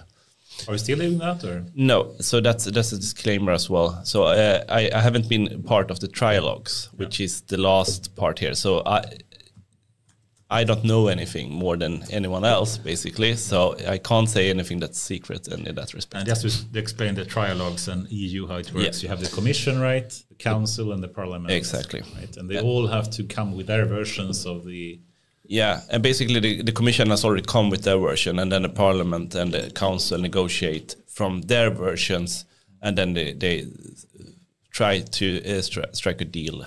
And that's what we see now, and that's also a disclaimer for this. So no one pretty much has seen the actual provisional agreement. So provisional is the agreement that will be then up to vote in the Parliament and the Council. That can actually be changed. It doesn't happen often. It hasn't been written to my knowledge either. It's just an agreement on like a superficial scale, right? No, it has... It's to speak from experience, it has been written in very many details, but they have to kind of ensure that it's correctly from what they also agreed to, and there are details, on language and everything. So they have to map out. Then they will release normally the provisional agreement, so it's open to everyone, and then they will take that and vote on it in the Council and the Parliament. And so if you look at when can the votes the earliest happen? There are two votes we're talking about still, right? Yeah, Council and Parliament. And it should be like Q1 next year. Both of them? Most likely, but it could take longer. So anyone who kind of says like this, I know everything about the AI Act, and they don't, and it's always like this with of course legislation. Devil's in the detail. We don't have detail to today, but of course we do know a lot, and we know what they kind of came in with, and there are also some kind of official reports on what they agreed upon. So we know some things that's there that wasn't there from the start. How does the negotiation? There's mangling for hours and days, right? I mean, like I heard, like the first mangling was like ridiculous 30 hours, and then they slept, and then did some more mangling. Yeah. And this is what they were doing that for 3 days or 4 days. 3 days, as far as I. And then they came out and said. So you know what? In my opinion, at the end they had a couple of beers, sitting in the bar. All right, if I do this is the final negotiation is a napkin. I promise you. And we will never know about that, by the way, because now you need to write the napkin out. That's what you were saying. That was my joke. I mean, to just move into the news then. I mean, for one, it's been a work in progress for 2 years at least. Yeah, even more, because that's one part I think people, if you want to understand the regulation, there was actually a high-level expert group. I think it started in 2018 on the mandate of the Commission, where they asked a lot of experts, Fredrik Heinz from Sweden, one of them, on like what is AI, how to define that. And they changed it in the AI Act. They changed it, yes, definitely, and it changed many times. Yes. And they also asked like what are the risks with AI, how could we see the future with AI, and so on. And those things actually went into the legislation or the proposed legislation. So if you read the report from the AI high-level expert group, that's a very good way to kind of understand the regulation, because the regulation comes from a perspective of securing safety for humans, but also securing human rights in the EU. Of course, we can have a lot of discussions on like innovation and all of these things, but you have to remember that that's like the core of this. It's the first one was just to focus on the ethical guidelines, basically. Right? Exactly. Yeah. But ethical guidelines, if you look at them, they're like how can you ensure that there's trustworthy AI? So it's like transparency. there needs to be some kind of governance structure. There needs to be sanctions. All of these things are kind of there, and then you kind of interpret that into a legal text with some additions and so on. But still. And then if we just move to the 36-hour over 3 days kind of discussions, before that, just like 3 weeks ago or something, France, Germany, and Italy came out.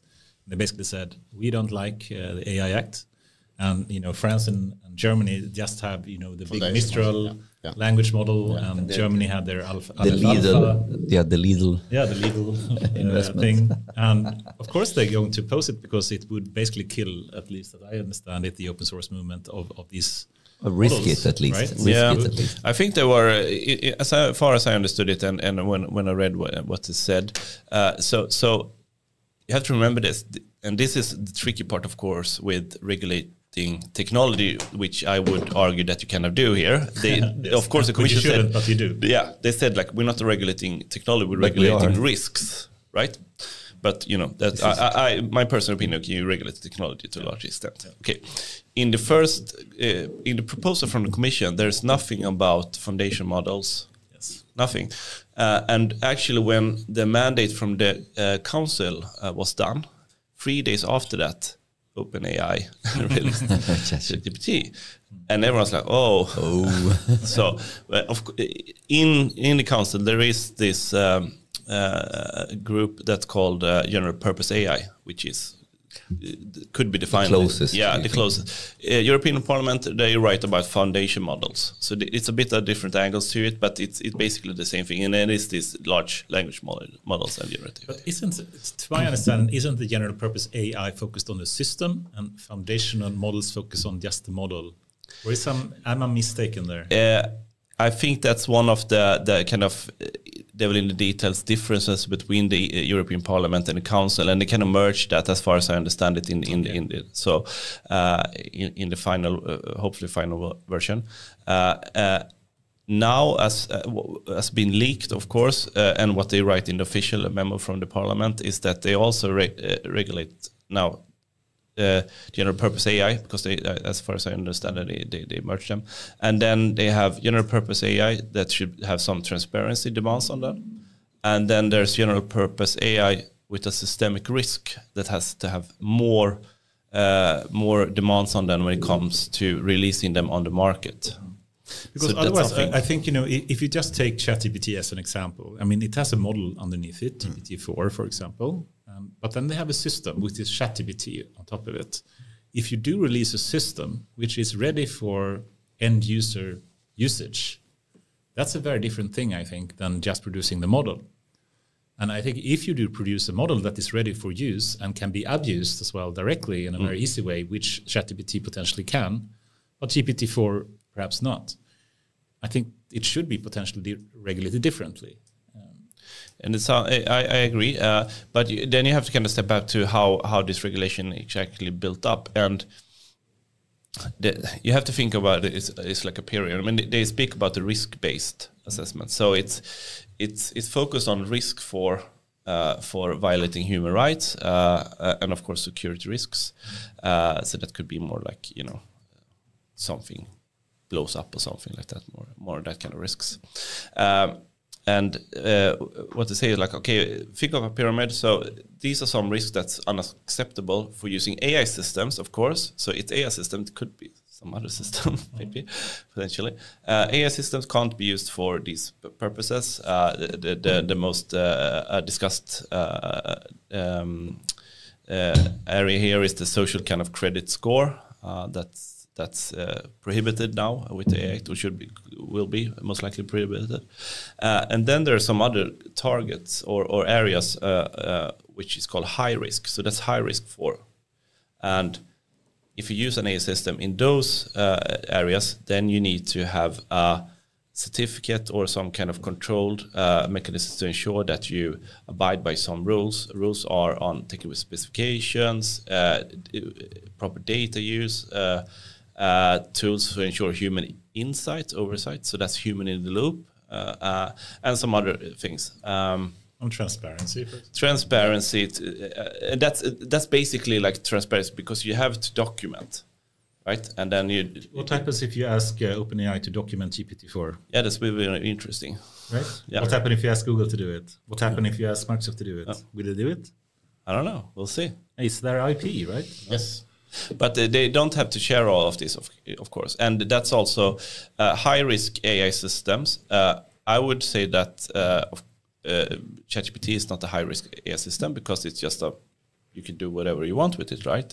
When it goes over to something that's in the high-risk areas and use it for that purpose, then you have a high risk. ChatGPT to please tell me how to manipulate the election in US. Yeah.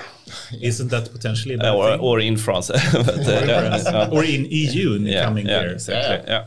Then you use it for high. But of course, then it's a regulation. So then they will target the user of that, not normally not. Really? Do you think? But of course, there are demands on the transparency of the module, and also they have to report to some degree to the commission and or the AI board how that would look like. We're not sure, and also and we not know this as well. But if it's if it's a foundation model or general purpose AI with systemic risk. So we will see how that looks like because the definition isn't out. Isn't it strange though? I mean, then just you need to linger on this question, is ChatGPT a medium risk, which I believe they said it would be potentially, and not a high risk? But it would be so easy to abuse it for really, really malicious purposes, wouldn't it? And if nothing else, to manipulate people's opinions, which is what they said would be not even high risk. It would be unacceptable. Exactly. Yeah. Right? Yeah. Depends on. Yeah. And how can then ChatGPT, if you use it for that, be considered medium?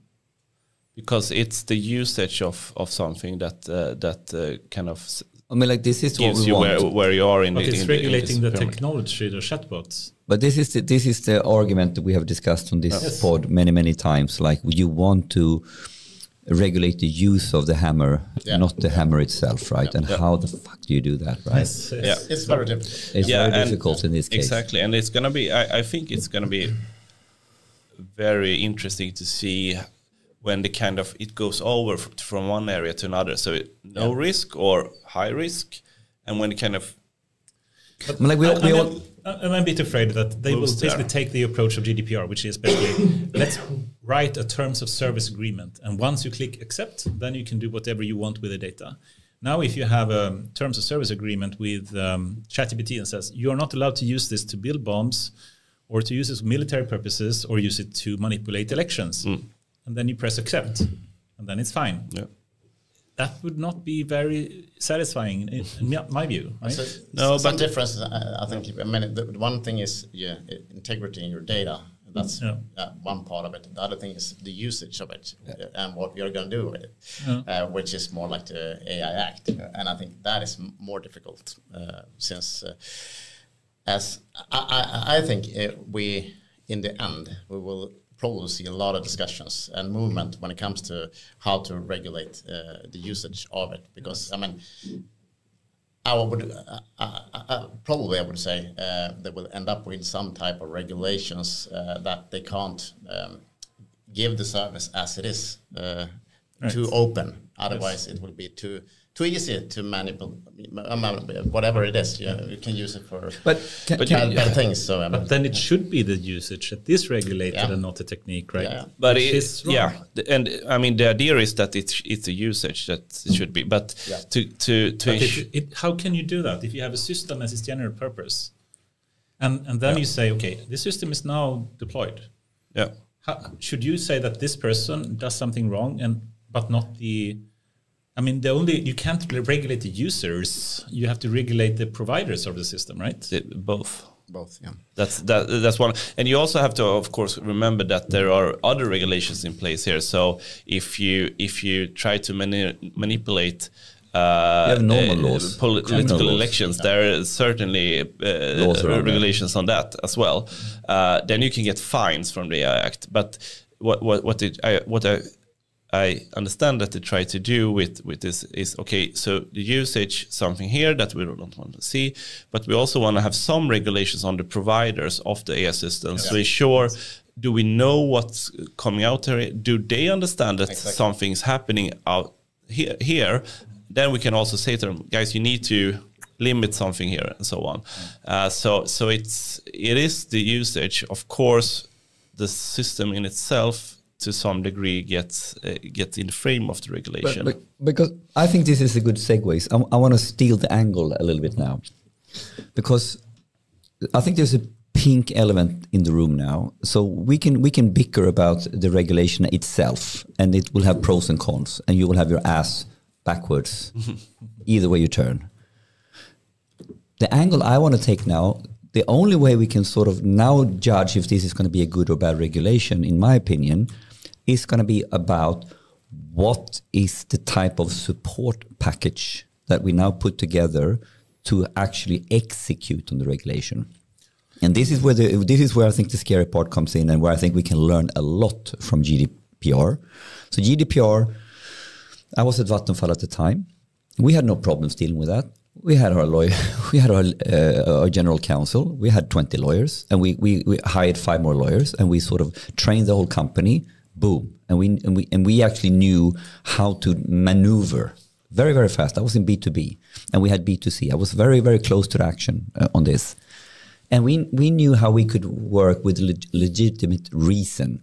So we didn't have to go down in the, you need to have consent for everything, because we could argue that in order to operate your electricity bill, we need your information. Boom. So the point what I'm trying to make now is that there was very, very little support in Sweden at the time in terms of how to act. And the lawyers and the management consultants made a killing on it. and so I argue, what is the packages we want to see now? What needs to happen in Sweden, in EU, to basically make regulation, how can we make that useful and adoptable? Are you going for the sandboxes kind of question? Or? No, that's we can lead into that. We can lead into that, because that's a big part of that. Because I think there's more. I mean, and used to top it off. This is used to really nail it down. If I can contrast Biden's bill, what he came up with. Executive order, you mean? The executive order, I mean. Thank you for correcting. Executive order, I was looking for the word, so I actually forgot it. His executive order, to me, is a full package. I mean, so he's highlighting regulations and stuff like that, but he's also highlighting, putting money investment. We're going to open up this commission, this department. We're going to do this. We're going to do this and this and this and that. So it's a 360 package in that executive order. And right now, I'm a little bit looking at the pie, and there's only one pie piece. What is the other pies? What is it that we need? And we can now talk about regulatory sandbox, but it's more, I think. It's more. Yeah. And I think, in the AI Act itself, of course, there are regulatory sandboxes and those things, we can say something about that. But if you speak about the EU level, there's actually quite a substantial number of financing programs out there. Digital is one of them, that has a lot of investments into different kind of supportive actions when it comes to AI. No one talks much about this. No one talks about this. And there are already things existing out there called the European Digital Innovation Hubs, the TEFs, the testing experiment facilities, which is actually kind of big investments. But I don't know, it doesn't seem that these things come out so much. And also, I think but it's also because we live in Sweden. And Sweden is, by any report you can read about this, we are one of the worst in actually attracting money from the EU. Using money from we give a lot of money, but we give a lot, we take nothing. Yes. but even being proactive at the European level, I mean... well, if we have these things, we need to know about it, and we need to make it accessible to the startups. I mean, it's the startups or it's the normal companies that needs to figure this out. And there is actually a fund out there for a kind of venture fund set up at the Commission that aims to provide help for funding of SMEs in AI. Applying for EU funding, I know. But it isn't easy in the EU as well. I would say, but it's not. I wouldn't say it's like the best thing to do, but it's still there. it exists. So it's not only regulation. I mean, if you look at kind of the Swedish level, then I would argue that there's nothing else, pretty much, coming from like a central. WASP, of course, is there, but otherwise there's pretty much no. Vinnova is doing something. So. Yeah, a few things. But I would argue, if we go back to the other topic, what if the Commission could come out with that? We need to invest heavily to make it super accessible and easy to follow the EU Act. So we need to have a very, very strong department on this, and we need to have a very, very strong digital service on this. And we need to digitize like Bolagsverket. Can we just move to regulatory sandboxes? What is that really, and what are they trying to do? Yeah, and you can start what Henrik kind of went into there, because it's actually in the Act. They stipulate, we'll see again, but most likely there will be new agencies that should support the ecosystem. So and this is one of the first things you see this in the EU Act, so like the new government agencies that should support this ecosystem in this aspect. Of course, there's, they have 2 years to kind of measure. And there are already, of course, some movements on that, and they have written in that, these agencies should have the right competence and right financing and so on, but we'll see about that. The regulatory sandboxes, then, that's part of kind of the work of those agencies. So an agency that has the mandate from the member state to provide help when it comes to the Act, but also when it comes to actually putting an AI system to the market.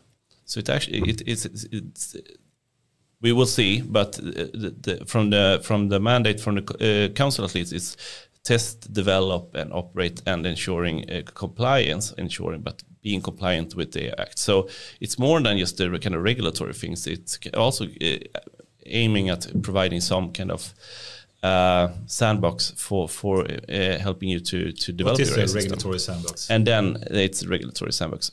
It's an environment for a certain amount of time where you should do these things. You come in with your AI system, and each country basically has to set up their own, right? We will see, but it will be. It looks like there's a mandate of at least one per member state.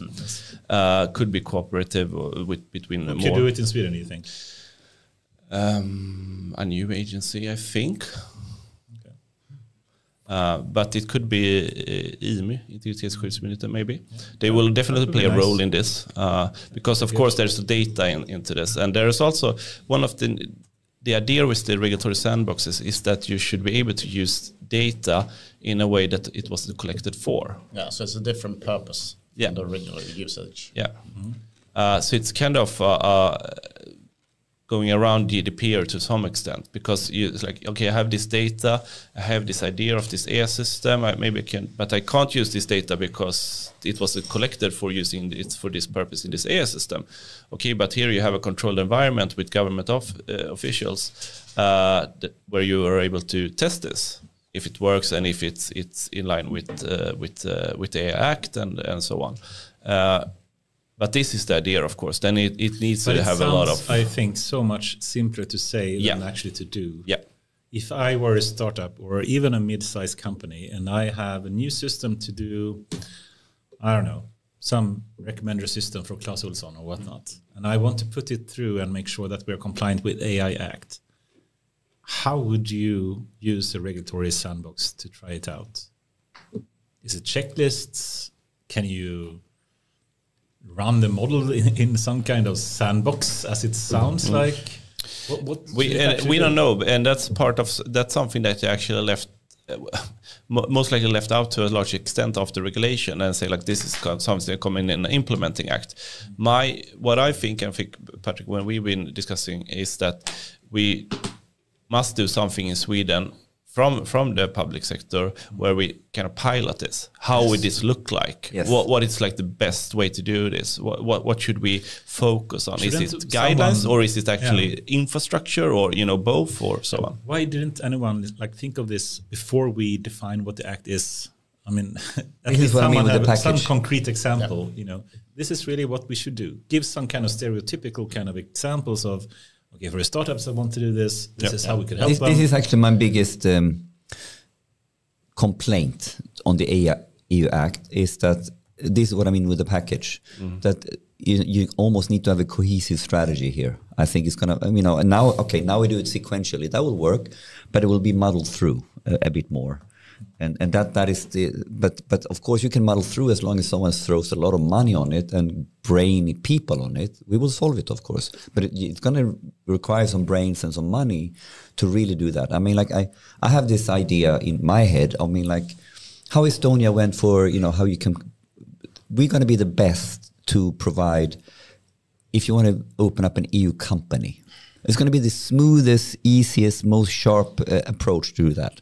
So how can you sort of reverse engineer that into the smoothest user experience to build a start AI service? I mean, and people are working on this, of course, but I think this is super important now. Yeah.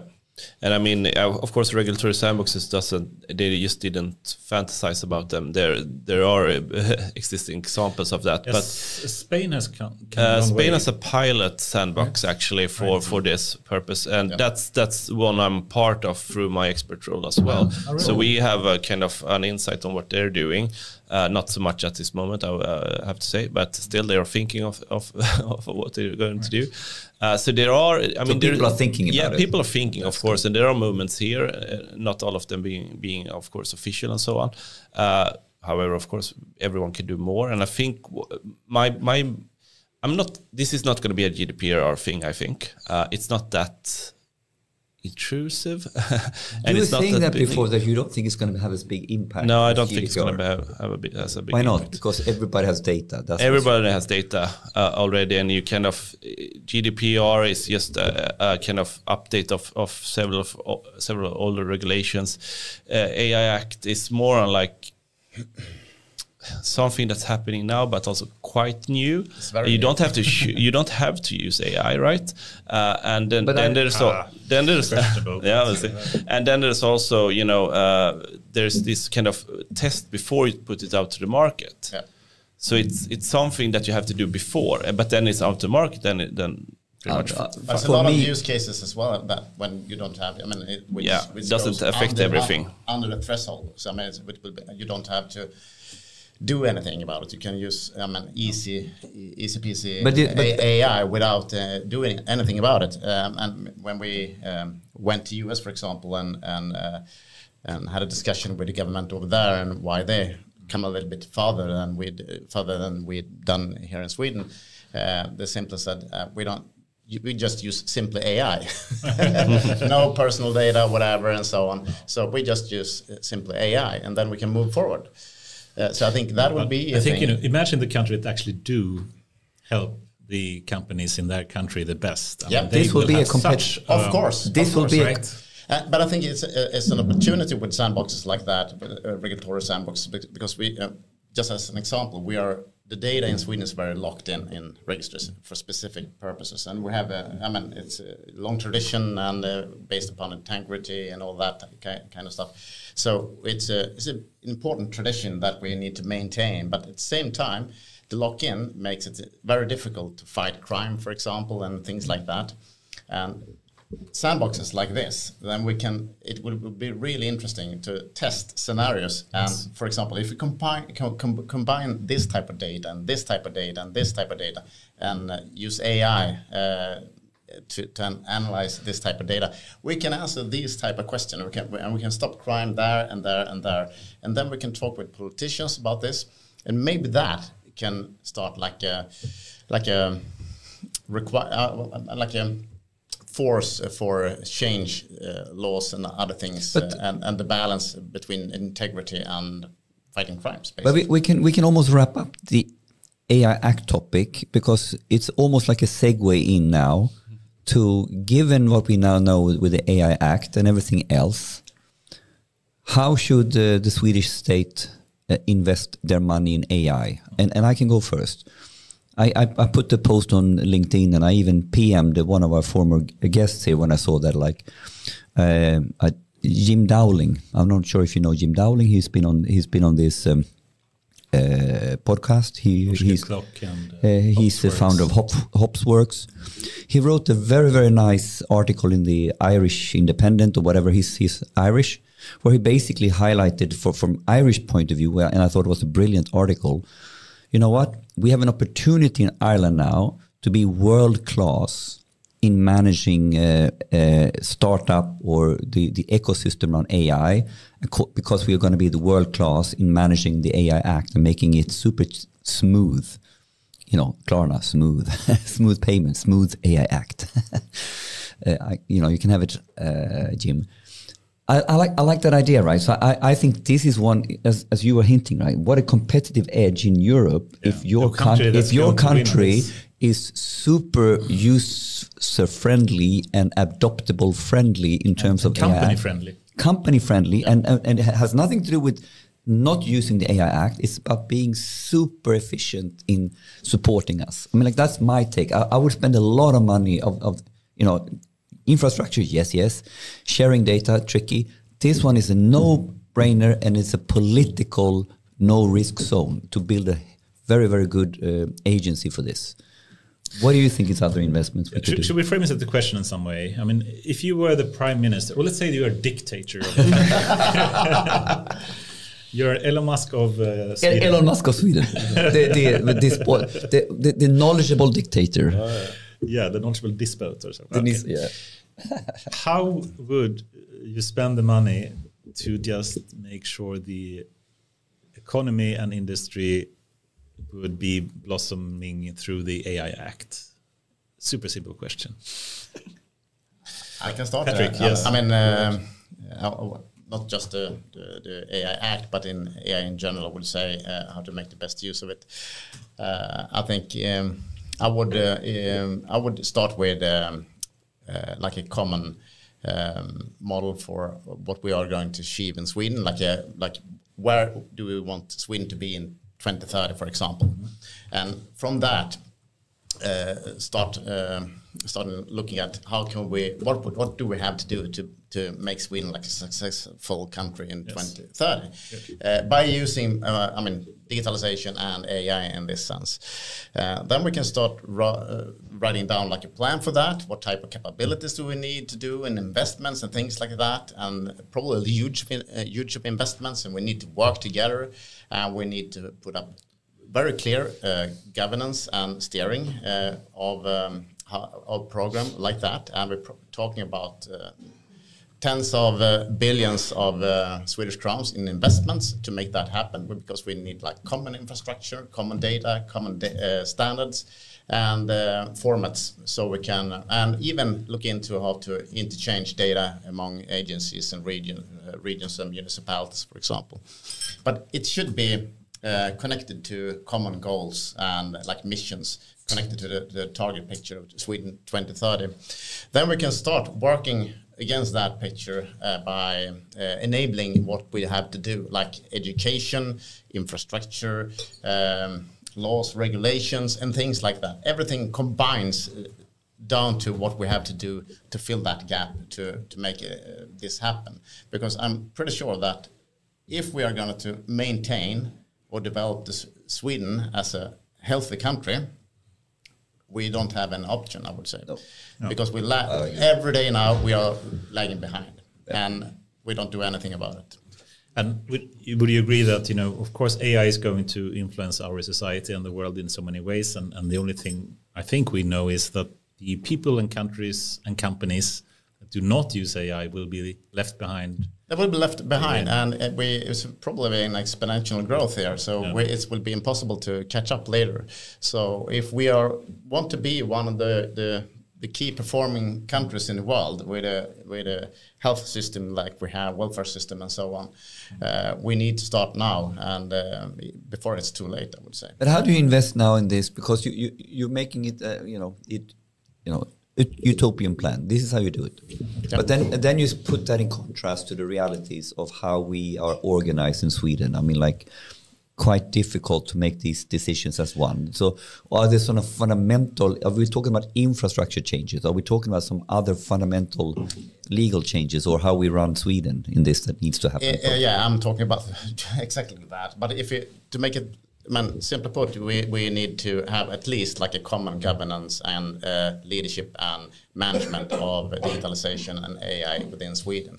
And a challenge we have today is that we don't have an agency that can rule, decide all the others except for Regeringskansliet. But like in any company, if no one has this as their main objective and main task, but the third objective or third task on a very strained agenda, how does it get done?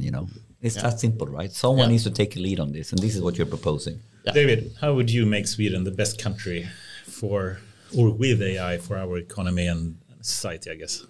with AI Act, or did we leave it at that now? No, AI Act. Taking that into consideration. We're going a bit more philosophical. Okay, yeah. So, no, but can I do more on like what I think I see now? It's so.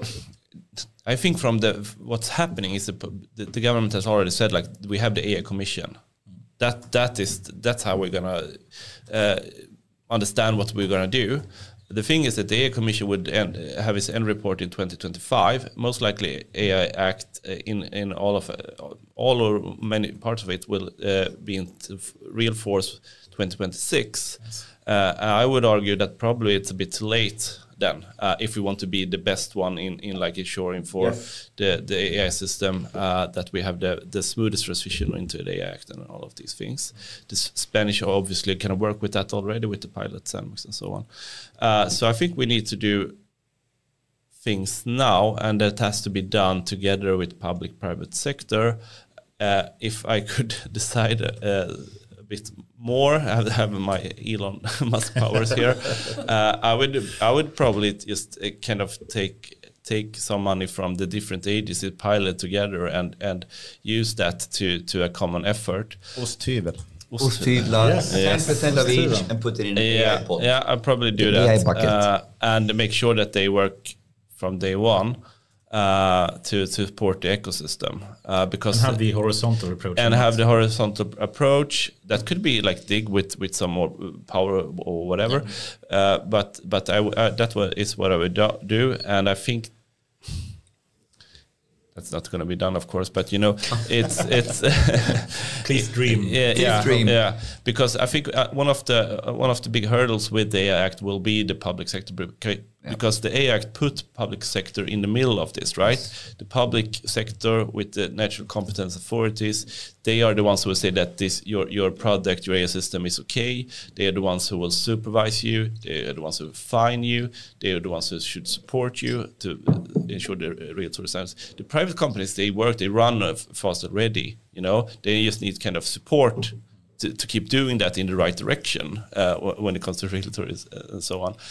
So you need a really strong entity that supports that. And if you give the size of public sector as part of the Swedish BNP, I mean, like, this is the real game in many ways, right? It's roughly half of the BNP. Yeah. And I mean, for public sector to actually be able to procure these AI systems, we need to understand them, and to understand how do you do it, we need to have the guidelines, support, and all of these things. So this is a massive undertaking, and to do something that works as an agency that supports the public sector will have a spin-off effect anyway on the private sector. I think you should support the private sector as well. But if you do it, if you know what. If using LOU, someone can procure something and do it in AI, any private company can get this done. Yeah. So if you can solve it for the public sector, the same service, I think, will suffice for a lot of private. Let's use the Osthyvel. I like, but you're saying cheese grater to get money from all the different parts to put in an AI bucket. And I mean, to me, it sounds like the obvious best solution, and I just simply wish that someone, But takes that action. But here's an uncomfortable question then. Is our AI Commission with the deadline in 2025 coming out with an utredning a little bit too late? Yeah, if we want to be the best one on AI Act, I think if you're scared of Kurzweil's law of accelerating returns and the exponential growth and speed and innovation right now, 2025-26 is kind of it's happening now. It's happening now. Yeah, and I think we have a sense of urgency as well, since some demographic effects in Sweden and the rest of the world as well. I mean, just look at the welfare system, we need to hire at least 200,000 people until 25, 26. It's now. And it's happening right now. So we need badly to increase the productivity within the public administration right now. Otherwise, we will have a huge debt, I would say, and we can't even hire the people, and we don't have the money either. So I mean, there are no people. There are no people. No. So I mean, it's impossible to solve without using AI and digitalization. Just give a small positive spin on this. I think that we do actually have a rather good educational system compared to other countries. And we can at least hire some more junior people and hopefully upskill some people as well. So perhaps there are some ways, just to at least not be too pessimistic. No, I mean, Sweden we have a good situation. The thing is that we're used to have a good situation, or even the best situation in many aspects. And I think that we have seen now with digitalization that how we built society has a lot of comes with some negative, some downsides, and we need to kind of address that. And I think AI Commission. That's actually it's good in many aspects, but it depends, of course, what your target is. Now you ask your target like for AI Act, okay, that's not going to suffice. Maybe they will do something else. But we are generally in a quite all right position globally. Awesome. Difficult questions. Should we move to some more philosophical, even more philosophical questions? I had one very operational question, but we might need to skip it on time. I was actually going to go into. I used to know from talking to Patrick that they're doing very cool work inside Bolagsverket on how you are facilitating the strategy process and strategy and innovation process. Oh, yeah. And I think that is this is something I want to learn about. So I'm a little bit curious of hearing that story. So this is a little bit like going operational and then philosophical. I mean, we see digitalization and AI as a means for an end. I mean, nothing else. So, and when it comes to how we work with, I think we have a very clear vision at Bolagsverket when it comes to where we want to be, and we want to have company information flows freely within the society. Means that we need to change our role within the ecosystem, and the way we're trying to work with strategic business development at Bolagsverket is that we're using enterprise architecture methodologies behind the scenes, but we're not talking about it in front of the leadership teams. I have an architect background myself, so that's one of the reasons why we're working with it. But we have certified a whole unit at Bolagsverket in business architecture. So we are deeply, I would say, educated within the area. We have a high expertise in the area, so we're facilitating the management groups, visioning how about Bolagsverket should operate the business in like 5, 6, 7 years, and talking about how to design products and what type of value propositions to the society, how to integrate with the ecosystems, with the system vendors, banks, and all the rest in the ecosystems. And when we design this type of future picture, like I talked about Sweden in 2030, but for Bolagsverket, we have a gap. As where are we today, and where are we going to go? And the way we're working with that is we need to establish like the right capabilities to operate our business in the future, and that will be the plan, the roadmap for us to fulfill during the years. So we have like a strategic plan based upon that. We have strategic goals based upon that, and so forth. Ultimately, a capability roadmap. How are you going to? That's one thing of it, of course, and it will end up like a portfolio management for like the 12, 24 month rolling, so we can work with that and work with prioritizing. And how do you break it down into from 24 to 12 to? How deep do you go sort of into? All the way, because we need to understand how, for example, we are changing the underlying systems in the architecture. We need to get rid of the old stuff and build new stuff, open stuff that are integrated with the rest of the market. So everything is API based, basically. So we're looking into like being where the customers are having their lives. For example, if you want to start a new company, you can do it at a bank, for example, or maybe in your ERP system. Henrik wants to start a new company, you do that, and you can suggest a name, and it will send information to Bolagsverket, then we will test it with AI models and things like that, and come back with a suggestion for you if you're on the wrong path, so to speak. And so it's opening up our services and integrate more closer. Both APIs and perhaps chatbots. So We're looking to everything. I mean, we want to automate as much as we can, of course, get rid of a lot of unnecessary demand on the agency. At the same time as we want to increase the service level with new technologies, of course, like AI.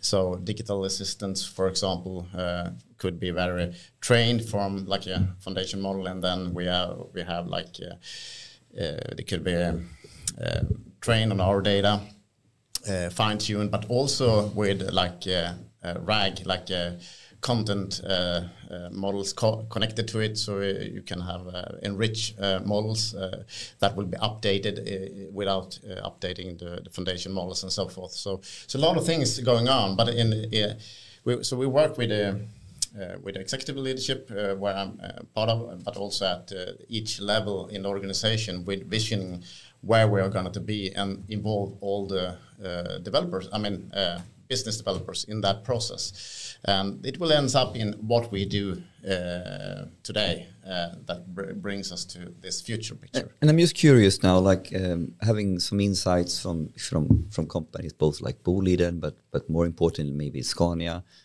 I mean, like it's super clear that when we are becoming more data and AI intensive, the organization changes that it's not anymore the business over here and the data or IT CIO organization over here. It becomes much more platform and domain for platform and product teams. So you can sort of learn a lot from what the Spotifys and the Klarnas have done. So are you in that process as well of sort of having engineers embedded closest in the product teams versus infrastructure platform? Or, is that kind of conversation happening? Because this is, in my opinion, one of the hardest questions to have with the normal business people, so to speak. What do you mean? Do I need to have the engineers and data scientists in my team? Don't they work centrally? Is that part of this whole re-architecture? It is, and we have cross-domain experts working with that. And as part of my team, I have the AI hub in my team as well. David is in my team, and so a lot of different type of experts working in long-term, like exploratory development, so to speak. So the case David mentioned before, when it comes to how to. Just as an example, if your two guys are going to do business, you need some proof from the public administration. And instead of talking with all the different type of administrations, you can download like a trusted document from us, which will be stored in digital identity vault. It could be based on blockchain or whatever, it doesn't matter. And then you can share it with everyone you want to.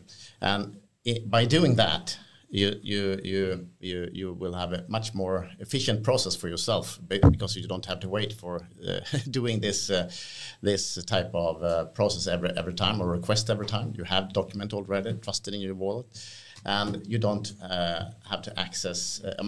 You take away unnecessary demand from the agency as well. So it's a win-win scenario, I would say, and that's type of work we have been doing, which is like 2, 3, 4 years in front of us. We are not using this today, which also led us into leading this one of the consortium at the EU level.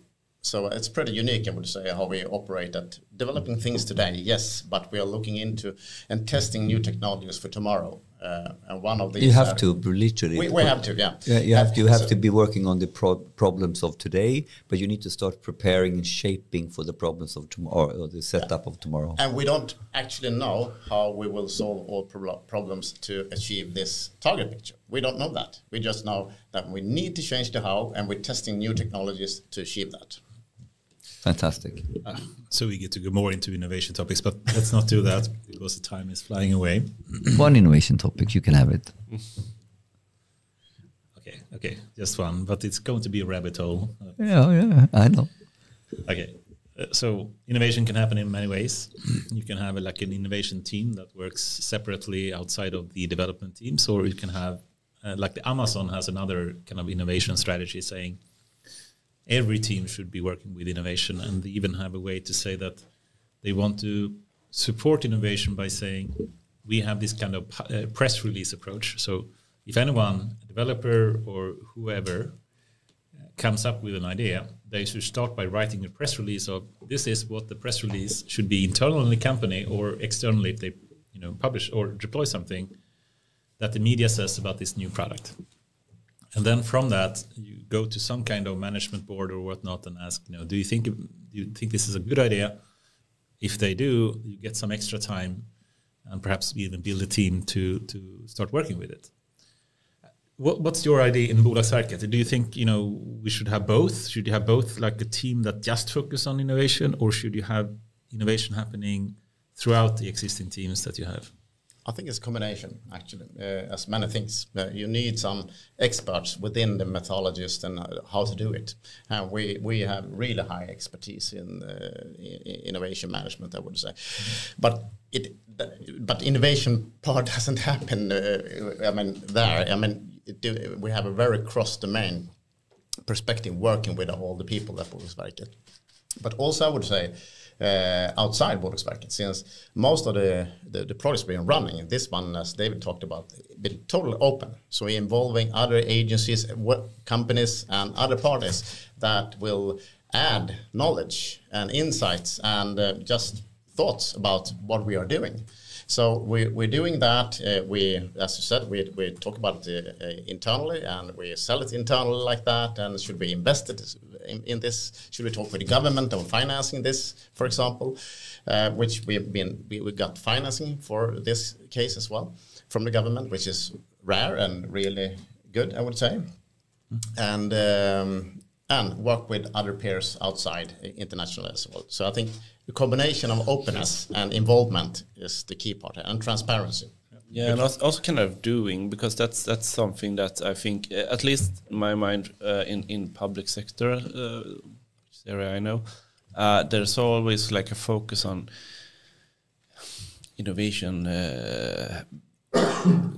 competitions and so on. That's good, it's good, but you also need to do something. So you need to invest a little bit in it. You need some people that actually dig into the mud, because then you kind of see new things happening. And I think, as Patrick is mentioning here, they should also do it kind of openly and externally as well. Because if you're only kind of in your own setting, then you don't reach new conclusions really. You have to kind of get out there. But I hear two parts to this, because one part is that to work with innovation, it's really hard to do in your cave. You need to get diverse inputs and look at what other people are doing to see how it works. But I hear another topic also here is like, sometimes people, I get the feeling like, we condense down that innovation is the equal of hackathons, or something we do like, we were super creative and we had this hackathon, we came up with 500 AI use cases, what did you do? We wrote 500 lines, you haven't even started, right? So what I take out of that comment from you is like, then you need to do the work. Someone needs to get the money and the resources to actually dig in and go deep. Wasn't it you, Patrick? I think I stole a number of slides from you, but I think one slide in particular that I think I stole from you was the prototype graveyard. Yeah. I think we have used that word, by the way, extensively. But this is right. I mean, it's we actually mentioned it in one of the reports as well, and it was. I think it's SCB. They mentioned it in the report from 2019. That public administration spent like 150 millions roughly by then. And most of the money, when we talked with them as well, went to testing chatbots, basically doing the same scenario, and nothing went in production. Often it was isolated innovation teams or whatever, without the necessary competence for production, putting in production like and all that. Innovation to adoption. Yeah. So it ended up on a graveyard. So that's I think still pretty much the same today. I would say in many cases I'm really afraid of that, because some says start doing, just go out using AI, so we can get started. But you need to have the right. You need to have the right prerequisites for prerequisites to doing this right. I would say is like the competence and technology knowledge and a lot of things to be support for management. A competent buyer, so to speak, and we lack that today. So it's a high risk just going out to buy from consultancy. Is it such a rabbit hole really? It is a rabbit hole, but I mean, like we used to throw some fuel on the fire and being provocative. I love to. I mean, like this is a little bit like working with data and AI. I shied away from working with the public sector because I see too much holding hands exercises. I see too much sort of. Not mentioning any names, the same, AI consultants talking about AI on a super, super high level. And there is no operational competence from how do you get the budget, how do you get the resources, how do you get the engineering team, how do you get an operating model around data, if I compare to, people at what we have been doing in Scania, but then I look envious at Spotify, right? So it's a huge gap. So, I mean, if we go back to the dictator thing, if I had a mandate by 2019, spending like 150 million doing mostly the same thing, ending up on the railroad, I would say maybe we should use like 50 or 100 of them to put something in common that everyone could use for the public administration. And put and then force it to production, whatever it is. Exactly, and then we have something useful for the money. And that would be an amazing that's the key thing when it comes to steering the resources. And we're not doing it. That very well said. I don't see that as a negative. I see it as a positive that we know what we need to do. Yeah, okay. We came one step further, at least know what we should do, even though we haven't started it. Really. Yep. Okay, we really need to start to close off here, but so let's go even more philosophical, and how should we go? Okay, Goran, I'm thinking. Let's start with David now. David, okay, when or if do you think AGI will happen? I have no idea. That's easy. Okay, Patrick. In public sector. Public sector. No, but that's. Do you think it will happen? Yeah, but I mean, who am I to say really? I'm happy if it happens. It will be an interesting time if it happens during my. We'll come to that question later. If when I live, yes. I hope to. I hope you. Yeah. Do you think 3 years, 5, 15, or 100 years? I think the estimations from most of the researchers is 10 years from now, right? 2029. I think 2029 is. The Kurzweil number seems to be the most. But it seems people are even closing. Yeah, it seems big. Okay, so far. Okay. I've been reading Max Tegmark's book, and they had this Puerto Rican conference, and he says no one agrees on this, of course. Yeah. Of course. I stand on the shoulders of giants. That's not my. Patrick, what do you think? Do you think it will happen, or when? And if so, when? I think it will happen. I think it's inevitable, actually, since what we have been seeing the last 5 years. But even before then, I actually thought it would happen in the next maybe 30 years or something. So if we reach it, I mean, we have the levels from Google now defining the AGI levels. Yeah. That's a good way of putting it. Yeah, we're basically at level 1 right now. Yeah, 1, 2, maybe 2. But I think we will reach it in time, and when we do it, it's just a matter of time before we reach super intelligence. So I don't think it's inevitable. So yeah. What do you think, Anders? I mean, I think still Ray Kurzweil is correct, and 2029. Yeah, Elon has said 29. Now I think he's gone a bit down, so 27, 28. But I still believe in 29. It depends on the definition. Yeah. That was my line, man. This is when we sidekick. I was going to say it depends on the definition. Yeah. My definition is basically when it's hard to even find a single task. I saw the guy on the NVIDIA CEO. What's his name? Jensen. Yeah. I mean, like, if you define AGI in relation to benchmarks, blah blah blah, right? Yeah. Then it's not too far off. But if you're a little bit different on it, my view is simply to say that. When it will be hard to even find a single task, that whatever system, AI system you have, AGI system or not, that it's hard to find a task that it can't do better than most humans, then you have AGI. We're very far from that. It's very easy to find tasks Yeah, today but that ChatGPT cannot do. But do you put that into AGI in robotics, physically doing things in society, or do you put it as administrative? I think we could split it too. If we remove the control part and just say perception and reasoning, then you have a simple version of AGI. It can't really do things, but it can say what to do, and that's easier to reach. If you say it needs to actually do things, and let's say that you have AI system that can beat the human champions in soccer, that will not happen in 2029, for sure. Or I would say, or unless Optimus really explodes. But I think that kind of the control aspect of having the physical control, motoric part, that will take longer time. But from a planning and a perception point of view, 2029, I think, is reasonable. I mean, so the point is this, the arguments of the doomsayers, or whatever you want to call it, the AI doomers, not boomers, doomers. That was my joke. It's about getting on to the real questions now in order to be ready for them when this accelerates. Exactly. So it's not about... I think that's okay. Final question then: or let's say assume that AGI will happen at whatever time. We can imagine at least two extreme points. One extreme is simply the doomers' view that we will have the Terminator, we will have the Skynet that is building machines to destroy all of humanity, and the Matrix and whatnot happening. And that could be one way. The other extreme is basically the very positive utopian kind of view where AI will help humans live in a paradise in some way. Live in a way where we're not forced to work potentially 40 hours a week. We can choose to work if we want to, and perhaps if we need to have some other needs fulfilled. But we can live in a way where we are free to pursue whatever passion and creativity that we potentially want to. That could be another very utopian kind of view. If we start with you, David, do you think we will move potentially towards more a dystopian or more of a utopian view? I think more utopian. I think at least for quite some time we will see a big divergence between people, though, and countries, but people in countries as well. The divide between divide. Yeah.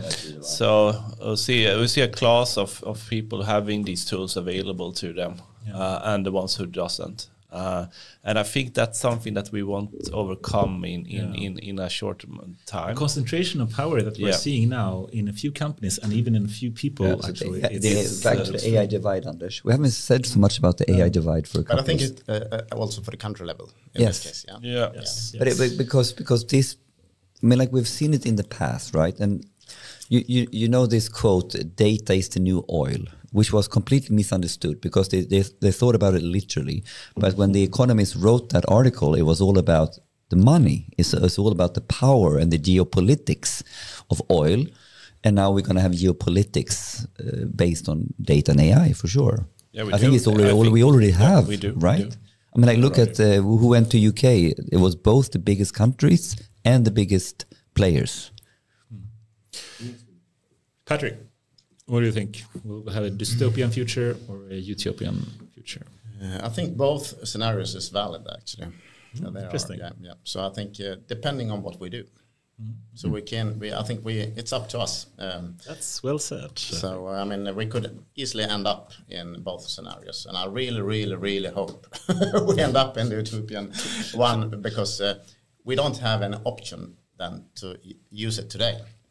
So we need to be optimistic and do whatever all the things we need to get it in control and do the right things.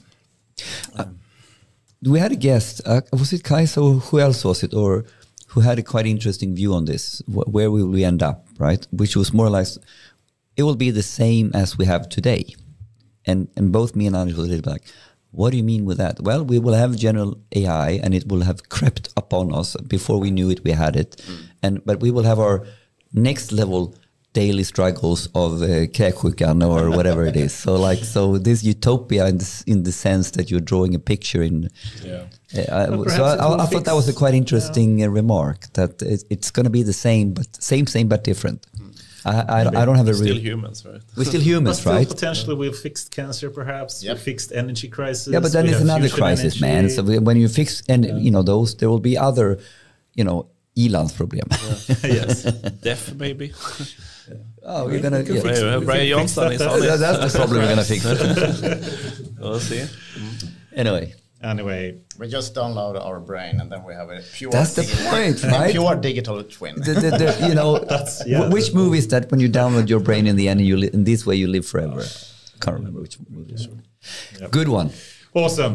It's been a